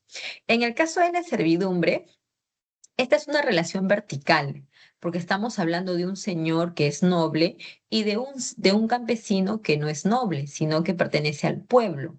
¿Ok? Aquí no hay ceremonia, aquí no hay nada de eso. Solamente hay obligaciones que tienen que cumplirse de ambas partes. El señor feudal al siervo, ya al campesino que ahora se convierte en su siervo, ya, solamente le va a entregar una tierra para subsistir que se llama manso y también le va a dar protección, ¿no? Ahora, esta tierra que se llama manso está ubicado al interior del feudo. Recuerda que la vida, todo es al interior del feudo. Y a cambio, el siervo le va a dar al señor feudal contribuciones. ¿Qué son contribuciones? Son rentas, pagos por usar su molino, por usar el río, por usar el puente, etcétera, etcétera, ¿no? Hay muchas rentas que tienen que pagar. Y obligaciones como prestaciones. ¿Cuál es una prestación? Trabajar las tierras del señor feudal. ¿Cómo se llaman las tierras del señor feudal? Se llaman reservas. Y esas tienes que pagar, bueno, el siervo tiene que trabajar en esas tierras de manera gratuita, obviamente. Por aquí tenemos el humanismo del Renacimiento como parte del tema de la semana 8. ¿Ya? Y aquí tenemos que estos dos movimientos intelectuales, ¿no? Literarios, filosóficos, artísticos, van a estar causados por lo que fue la imprenta. La imprenta, tú sabes que es un invento de la antigüedad, pero que fue perfeccionado en Alemania por Johannes Gutenberg y va a permitir que los libros puedan ser difundidos de una manera más, digamos, rápida y a un menor costo, ¿no? Luego tenemos las ciudades italianas del norte de Italia, ¿ya? Que van a tener un apogeo y un crecimiento económico muy próspero debido al comercio, ¿ya? Entonces, estas ciudades como Génova, Milán, Pisa, Roma, Florencia, se van a volver muy ricas y muy prósperas. Luego tenemos como causa los mecenas. Los mecenas son hombres ricos. Entonces hablamos de papas, ¿no? Hablamos de reyes y también hablamos de grandes comerciantes burgueses como los Médicis o los Borgia, que eran familias de comerciantes muy ricos que van a poder proteger a los artistas, ya sea a nivel económico o también ya sea con una protección política. Tienes también la presencia de los intelectuales bizantinos. Los bizantinos digamos que huyeron de Bizancio cuando los turcos llegaron en el siglo XV y estos bizantinos se fueron a Italia, llevando consigo sus libros y sus conocimientos sobre el mundo clásico, ¿ya? Entonces, esa también es una causa muy importante. Y por último, las nuevas universidades. Las universidades van a ser centros de instrucción superior que al principio funcionaron en los mismos monasterios de las iglesias y los alumnos que asistían ahí asistían para estudiar teología y también digamos, los conocimientos modernos de esa época que era el trivium y el quadrivium. Pero ya con el tiempo las universidades comienzan a separarse de las iglesias, ¿no? De los monasterios y las universidades comienzan a tener una vida ya independiente, ¿no? Donde ya no va a estar tan ligado a la religión, sino que se van a comenzar a estudiar otro tipo de, ¿no? Contenidos que tienen que ver pues con filosofía, con derecho, ¿no? Y las universidades van a comenzar a dar títulos también, ¿no? Títulos de bachiller, de licenciado, y eso poco a poco va evolucionando hasta que aparecen las universidades ya como Bolonia, como Salamanca, Oxford, y eso va a traer consigo todo un nuevo interés, ¿no? Por buscar un ascenso, ya no solamente en base a riquezas, sino también en base a los conocimientos, ¿no? Ahora, el humanismo tiene características como el antropocentrismo, dejando de lado el teocentrismo de la Edad Media y que ahora pues la característica es que el hombre sea el centro de todo, ¿no? También tenemos la revalorización de la cultura clásica. La cultura clásica hace referencia a la cultura griega y romana. Y estas dos culturas u obras, ¿no? Esas obras van a ser leídas, ¿no? Por los humanistas y van a poder, a través de estas obras, van a poder explicar muchas cosas que pasaban en aquel momento, ya que tú sabes que las obras clásicas pues te hablan de política, de filosofía, ¿no? De literatura. Entonces, muchas de esas obras van a permitir a los humanistas poder analizar y entender lo que ellos mismos vivían en ese momento. Se rechaza la escolástica, tomando en cuenta que la escolástica es lo que llamamos la filosofía de la Edad Media, una filosofía que ponía primero la fe y después la razón, ¿no? La fe por encima de la razón. Pero los humanistas cambian, ¿no? Esta idea y primero optan por la razón y ya después por la fe. Las lenguas romances son aquellas que se van a usar en Europa, el italiano, el aragonés, el francés, el portugués, y son las lenguas que se van a usar para la traducción de los libros, ¿no? Y el pensamiento político laico. Tú sabes que durante la Edad Media la iglesia fue la que predominó en la vida del hombre y también en la política, ¿no? En el gobierno. Cuando llegamos al siglo XV y siglo XVI, pues se va a buscar que la iglesia se desligue, ¿no? De los asuntos mundanos, de los asuntos de la política, del gobierno, y que la iglesia se, digamos, dedique, ¿no? Solo al estudio de la palabra de Dios, ¿no? De las sagradas escrituras. Entonces, hay un rechazo, ¿no? De la iglesia para que solo se dedique a los asuntos de la vida, pues, cristiana y que deje los asuntos de la vida política al hombre. Respecto al Renacimiento, también tenemos la exaltación del cuerpo humano. Eso lo vamos a poder ver en obras renacentistas como el David, ¿no? Donde claramente se muestra el cuerpo humano con un estilo de belleza griego. Por eso decimos que en el Renacimiento se exaltan los valores estéticos griegos, porque es claramente el prototipo de belleza que se muestra, y también la perspectiva en cuanto a la pintura, ¿no? Esta técnica de la perspectiva nos lleva a la tridimensionalidad, que es pues la búsqueda de la profundidad, la altura y el ancho en lo que es la pintura, ¿sí? La naturaleza también se va a revalorar o se va a estudiar después de que tú sabes que en la Edad Media solo se dio protagonismo a la iglesia, a la vida de religiosa, y la naturaleza de alguna manera no se le dio mayor importancia. Pero en el Renacimiento la naturaleza vuelve a ser de interés para el hombre.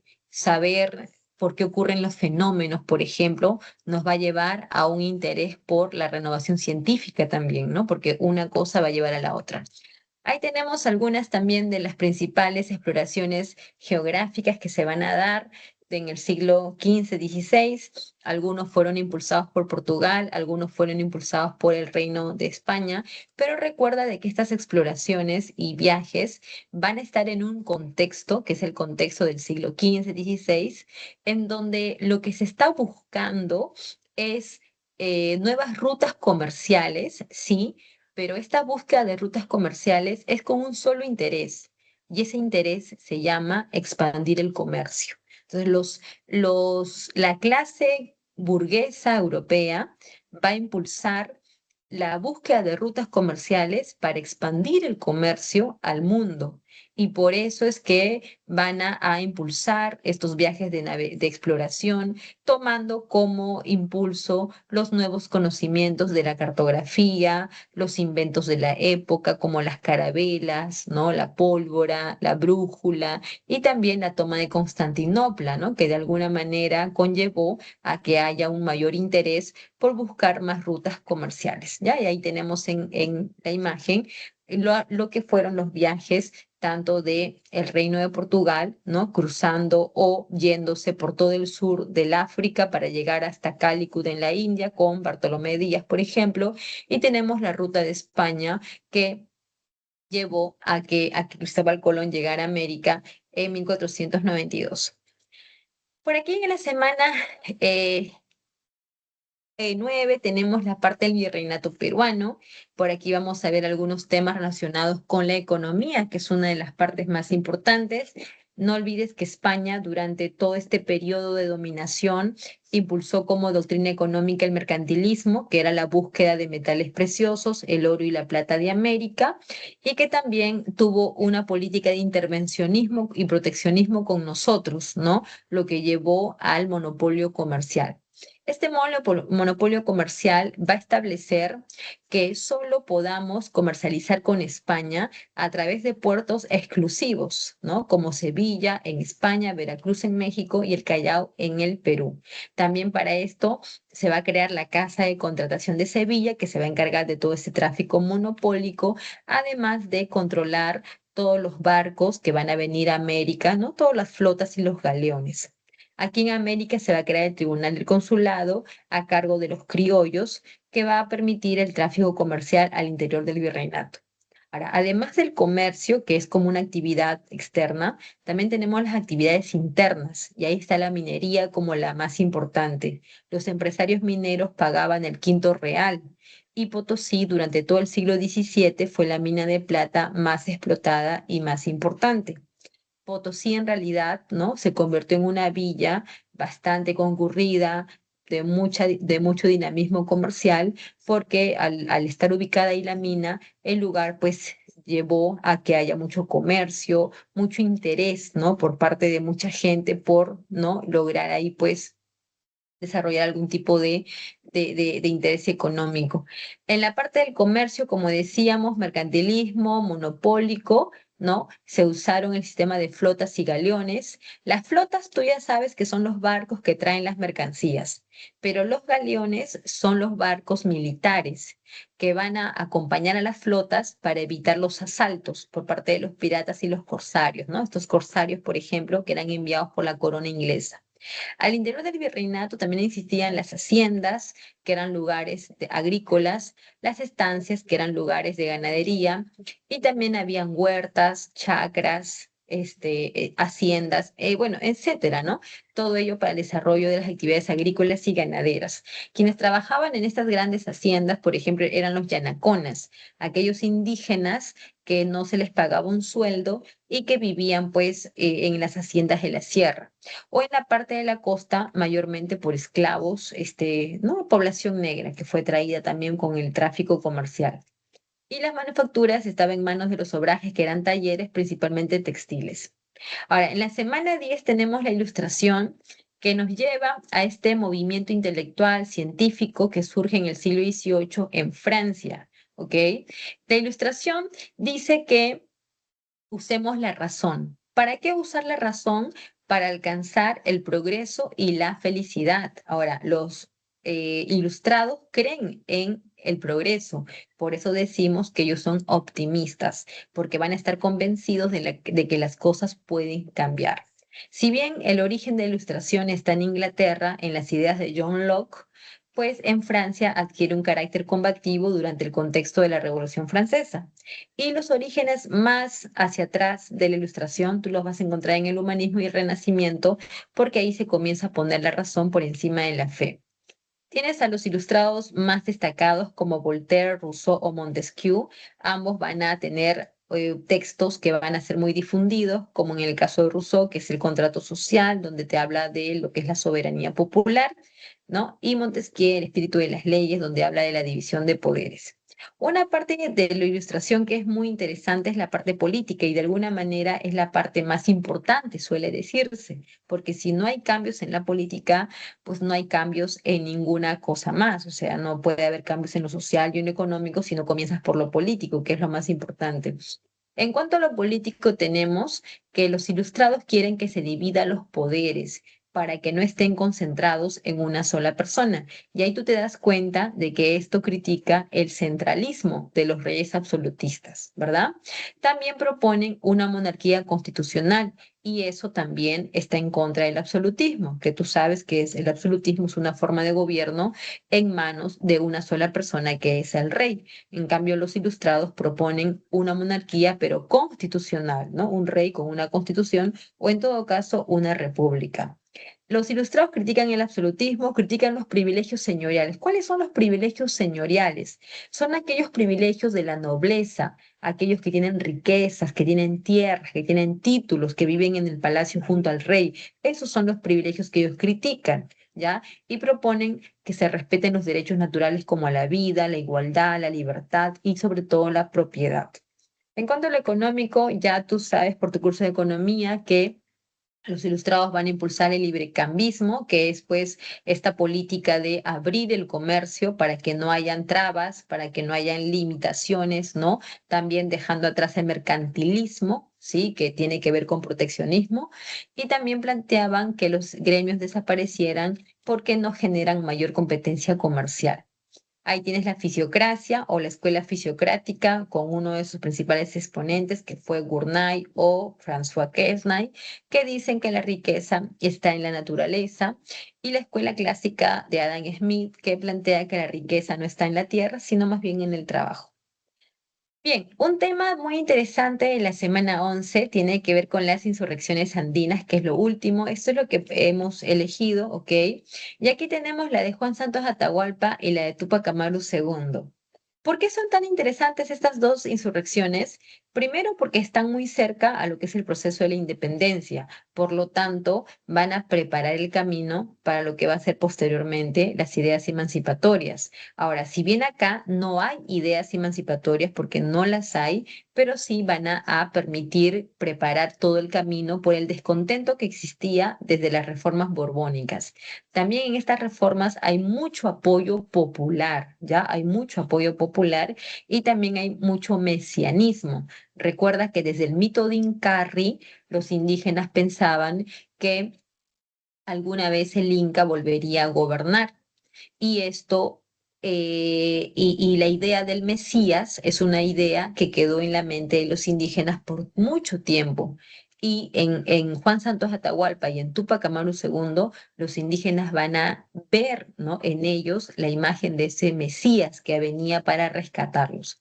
Ahora, Túpac Amaru II es un cacique que además de ser cacique, también tenía el negocio del arrieraje, por el cual él había obtenido su riqueza. Cuando se revela, no solamente es por la defensa de los indígenas, sino también es por sus propios intereses económicos.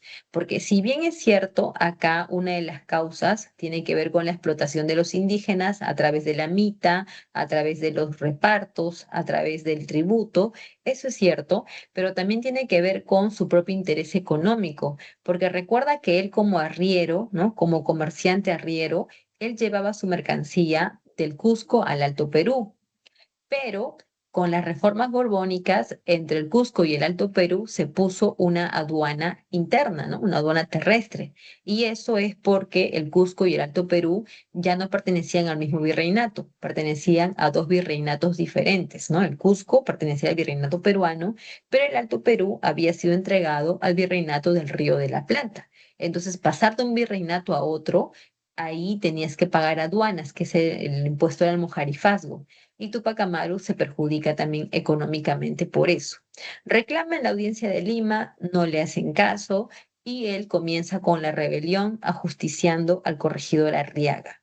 Su principal victoria estuvo en Sangarará, ¿ya? Pero posteriormente viene su derrota, ya sea por fallas estratégicas, ya sea porque tuvo enemigos como los caciques Choquehuanca, Pumacagua, que ayudaron a los españoles, o también pues por la falta de capacidad, ¿no?, militar, ya que los realistas van a tener un número mayor de contingente. Entonces, por todos estos motivos, el rebelde va a ser derrotado y posteriormente se ve su ejecución en la ciudad del Cusco, ¿no?, junto con todos sus aliados, entre ellos su esposa, Micaela Bastidas, o sus propios hijos y otros caciques también.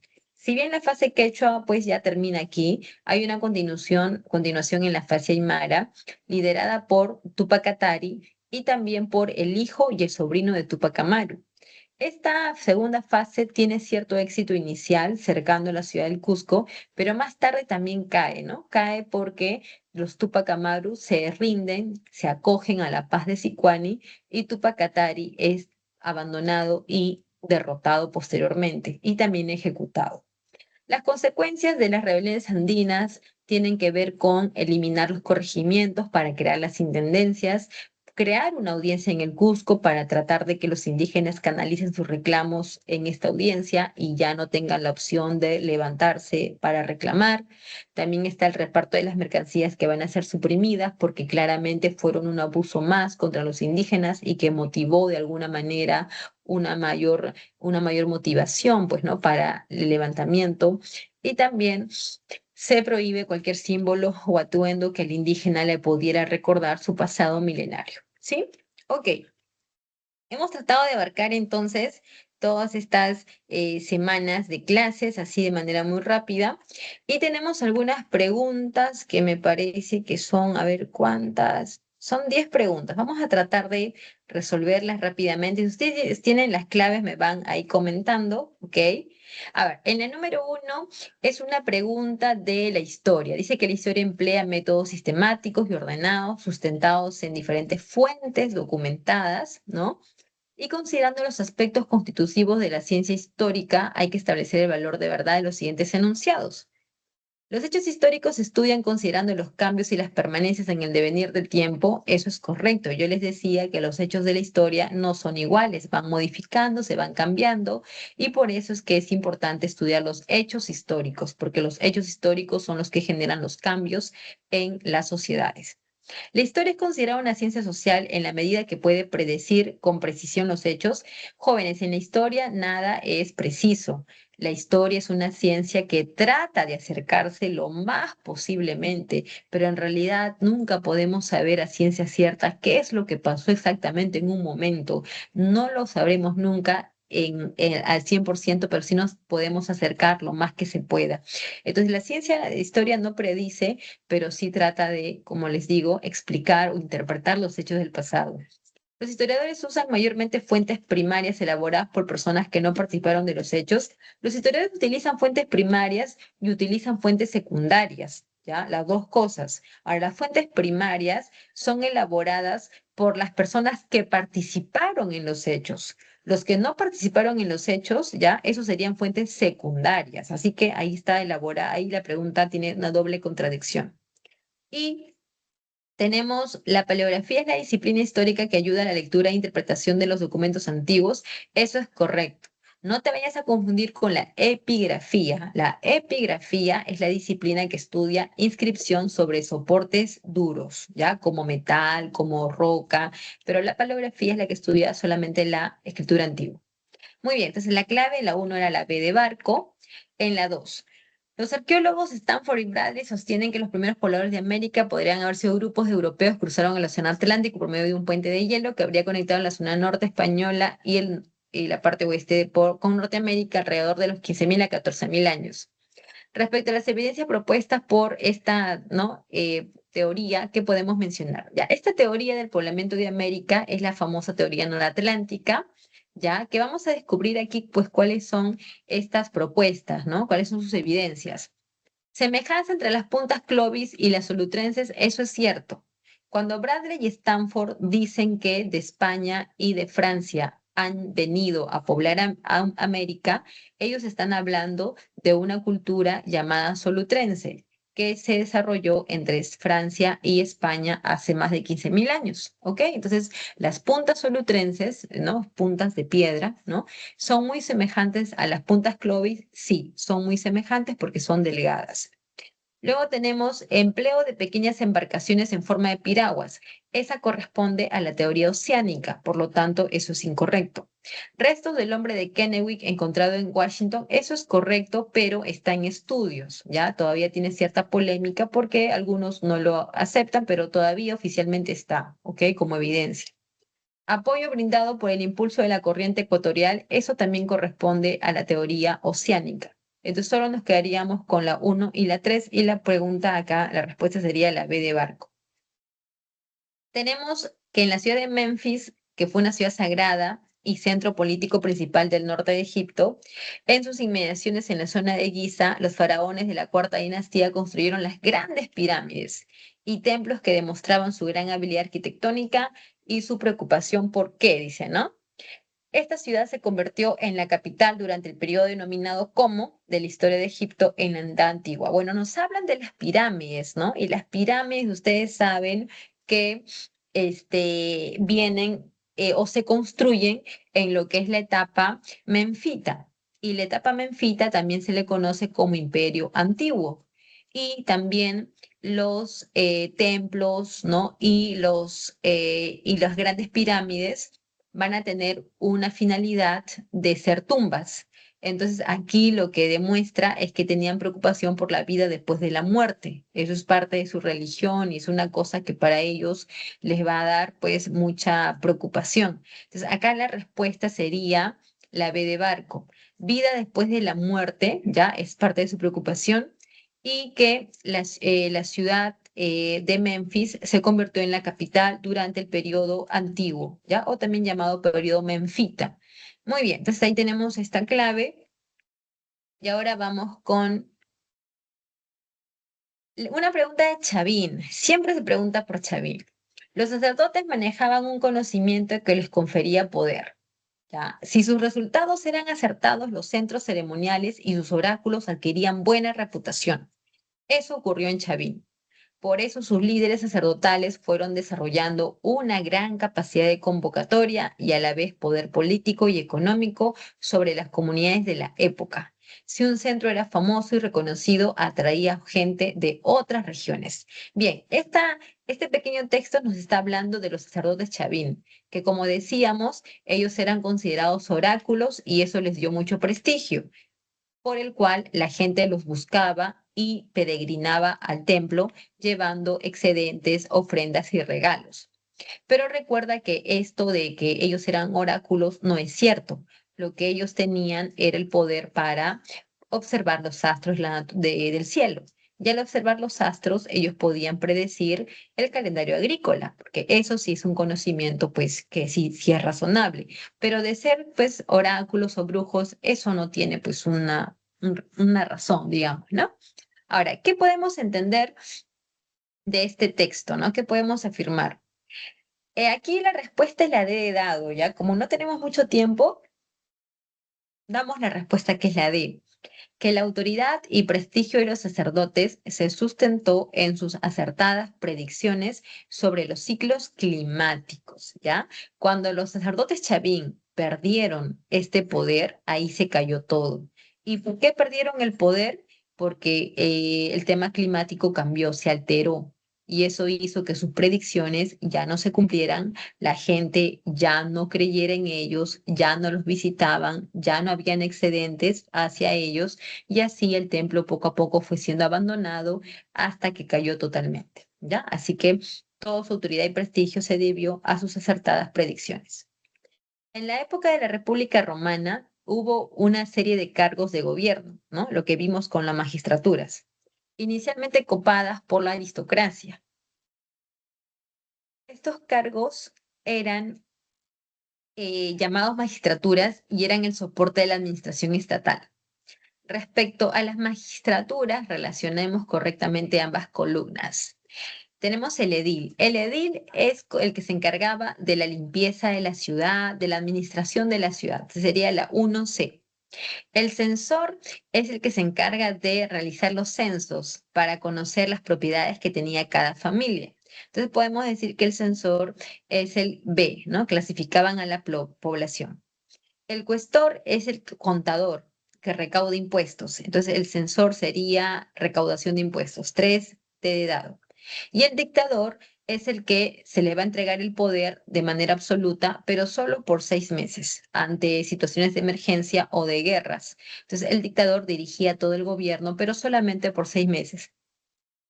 Entonces, tendríamos como clave, me parece, la D de dado. ¿Ya? La 5 es la D de dado. La 6. Un elemento clave que permitió a los incas la estabilidad social entre su población fue la amplia política de redistribución que supieron impartir.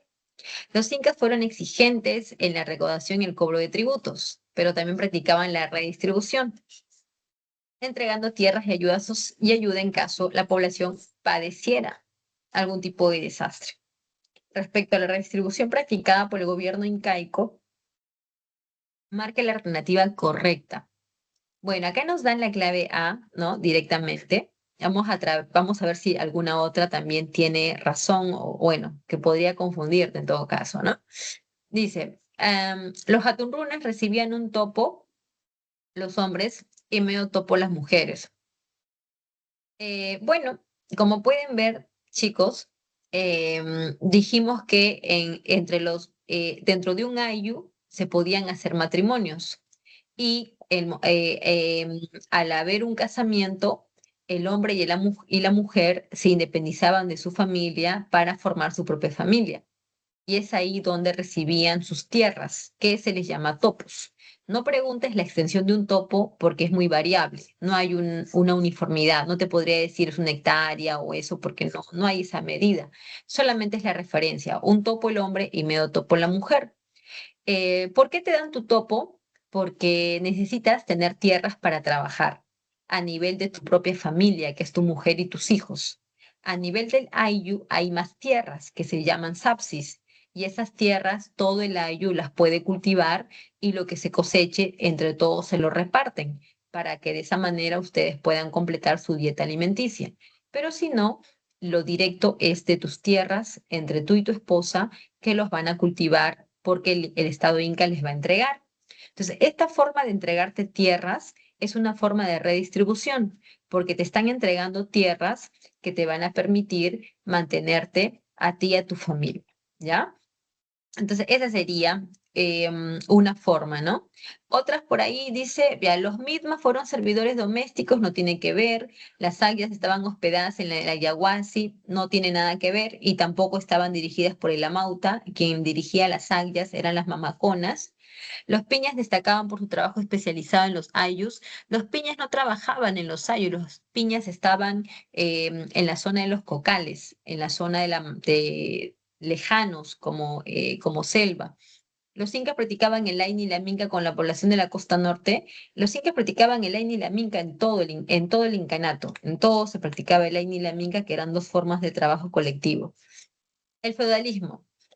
A ver, dice, el feudalismo es un régimen social, económico y político que predominó en Europa en la Edad Media europea. Se caracterizó por la importancia que tuvo la propiedad de la tierra, por el cual hubo un predominio de la actividad agrícola, o mejor dicho, las actividades agropecuarias, la que fue concentrada por los señores nobles.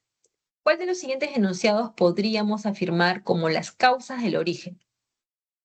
Es lo que hemos estado viendo hace un momento, ¿no? Con la desintegración del Imperio Carolingio. La economía se dirigió al sector urbano, volviéndose agrícola y restringiéndose las actividades comerciales impulsadas desde las ciudades. Esto está mal, ¿no? Porque dice, la economía se dirigió al sector urbano, o sea, sería el sector rural, no al sector urbano. La sociedad de este tiempo se tornó estamental, grupos cerrados, diferenciándose principalmente por la riqueza de sus miembros. Esto no exactamente tiene que ver con las riquezas, ¿no? Sino que tiene que ver con un origen también y con títulos que puedas tener.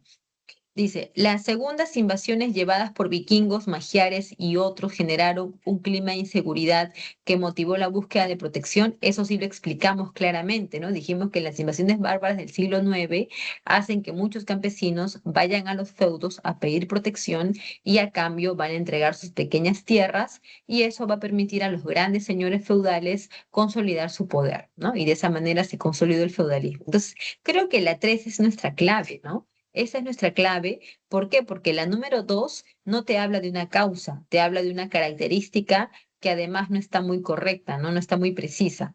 La número 1 te habla de otra característica, pero que está mal escrita, o sea, ahí no está correcta. Y la número 4 habla de la ausencia de un poder centralizado. Eso sí es correcto, hay una ausencia de un poder centralizado. Otorgó un mayor protagonismo a los diversos poderes locales tras la caída ya. La 4 también es correcta como afirmación, pero es una característica política, más no es una causa como tal.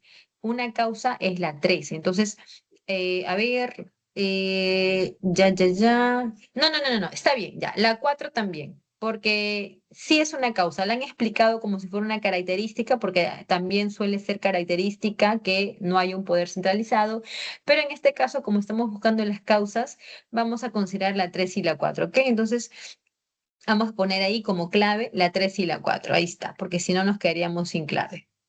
La 3 y la 4, la B. La 8. A ver si escucho. ¿Por qué no podría ser la 2? La 2. Ok, vamos con la 2. La sociedad en este tiempo se tornó estamental. Ya, primero porque que nos piden causas y hablar de sociedad no es una causa. Las causas son debilitamiento de la monarquía, fortalecimiento de los señores feudales, las invasiones bárbaras y la desintegración del imperio carolingio. Esas son las cuatro causas específicas, no hay más. Entonces, tú me hablas de la sociedad, esa no es una causa, y como afirmación la sociedad de ese tiempo sí fue estamental, sí eran grupos cerrados que se diferenciaban, pero no tanto fue por la riqueza, porque aquí también tiene que ver con otros factores como el estatus que tenías de ser un bellator, de ser un orator o un laborator. Entonces, había más que la riqueza como un factor de diferencia. Pero como te repito, lo principal por lo cual desechamos la 2 es porque no es una causa, sino es una característica que tiene que ver con lo social, ¿no? Una característica social. ¿ya? Por eso es que no. Ok, ¿ya? El humanismo fue una corriente filosófica y cultural que se originó en Florencia, Italia, en el siglo XIV. Para numerosos pensadores, las obras de la antigüedad clásica representaban el ideal de la capacidad creativa del ser humano, por lo que consideraban fundamental recuperar estos conocimientos para entender mejor el mundo. Respecto a sus principales características, vamos a determinar el valor de verdad. Interés por el estudio del hombre, eso sí hay, se llama antropocentrismo. Rechazo de ideas escolásticas también, ¿no? La escolástica dice que la fe debe estar por encima de la razón y en el humanismo se va a plantear lo contrario, ¿no? Que la razón debe estar por encima de la fe.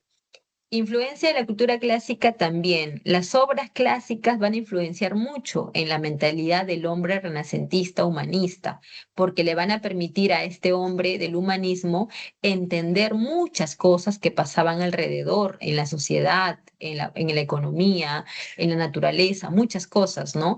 Cosas que el humanismo, que el hombre del humanismo no pudo entender porque recuerda que viene de una etapa medieval oscura, donde todo estaba pues controlado por la religión. Entonces no había forma de que tú entiendas algo si no es a través de la religión.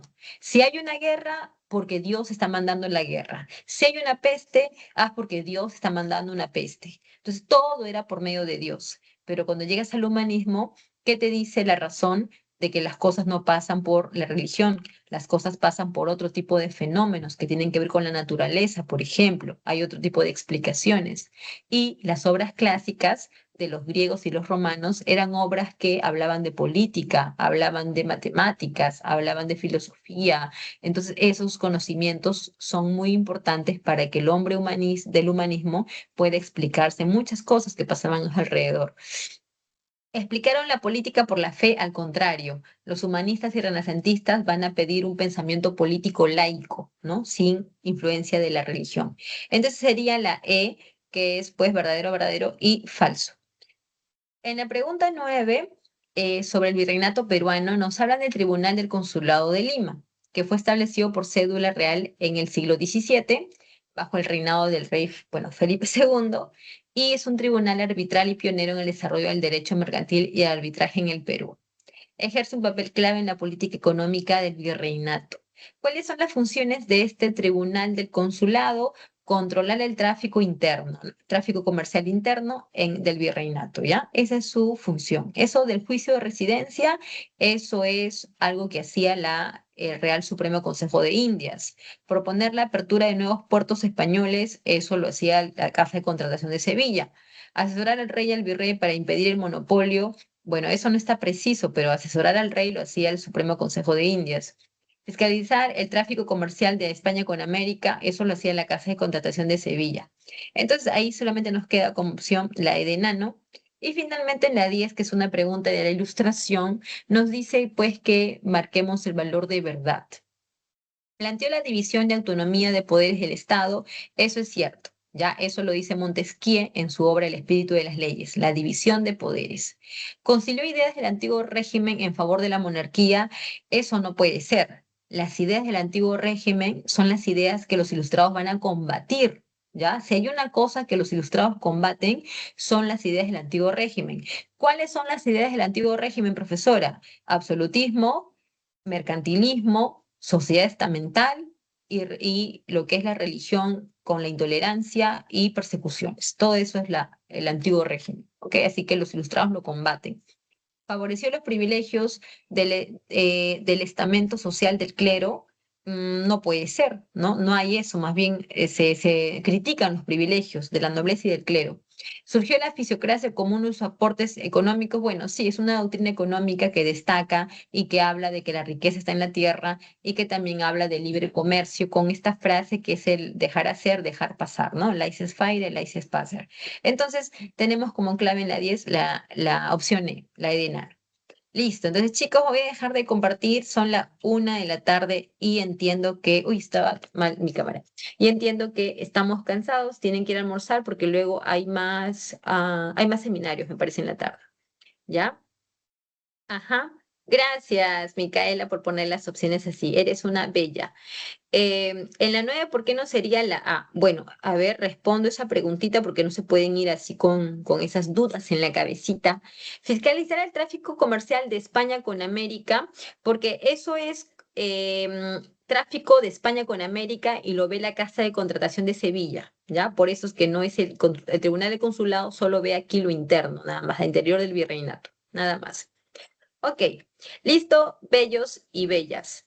Descansen, nos vemos en una próxima o en la semana por ahí por la central los voy viendo porque por ahí estoy siempre. O en matemáticas también, ¿ya? Bye bye, cuídense mucho. Besos. Hasta Chao, luego, profesora. chao, belleza. Nos vemos. Chao, Cuídense. profesora. Chao, chao, chao. Bye, bye, bye, bye. Besos, Chao, besos. Miss, pues,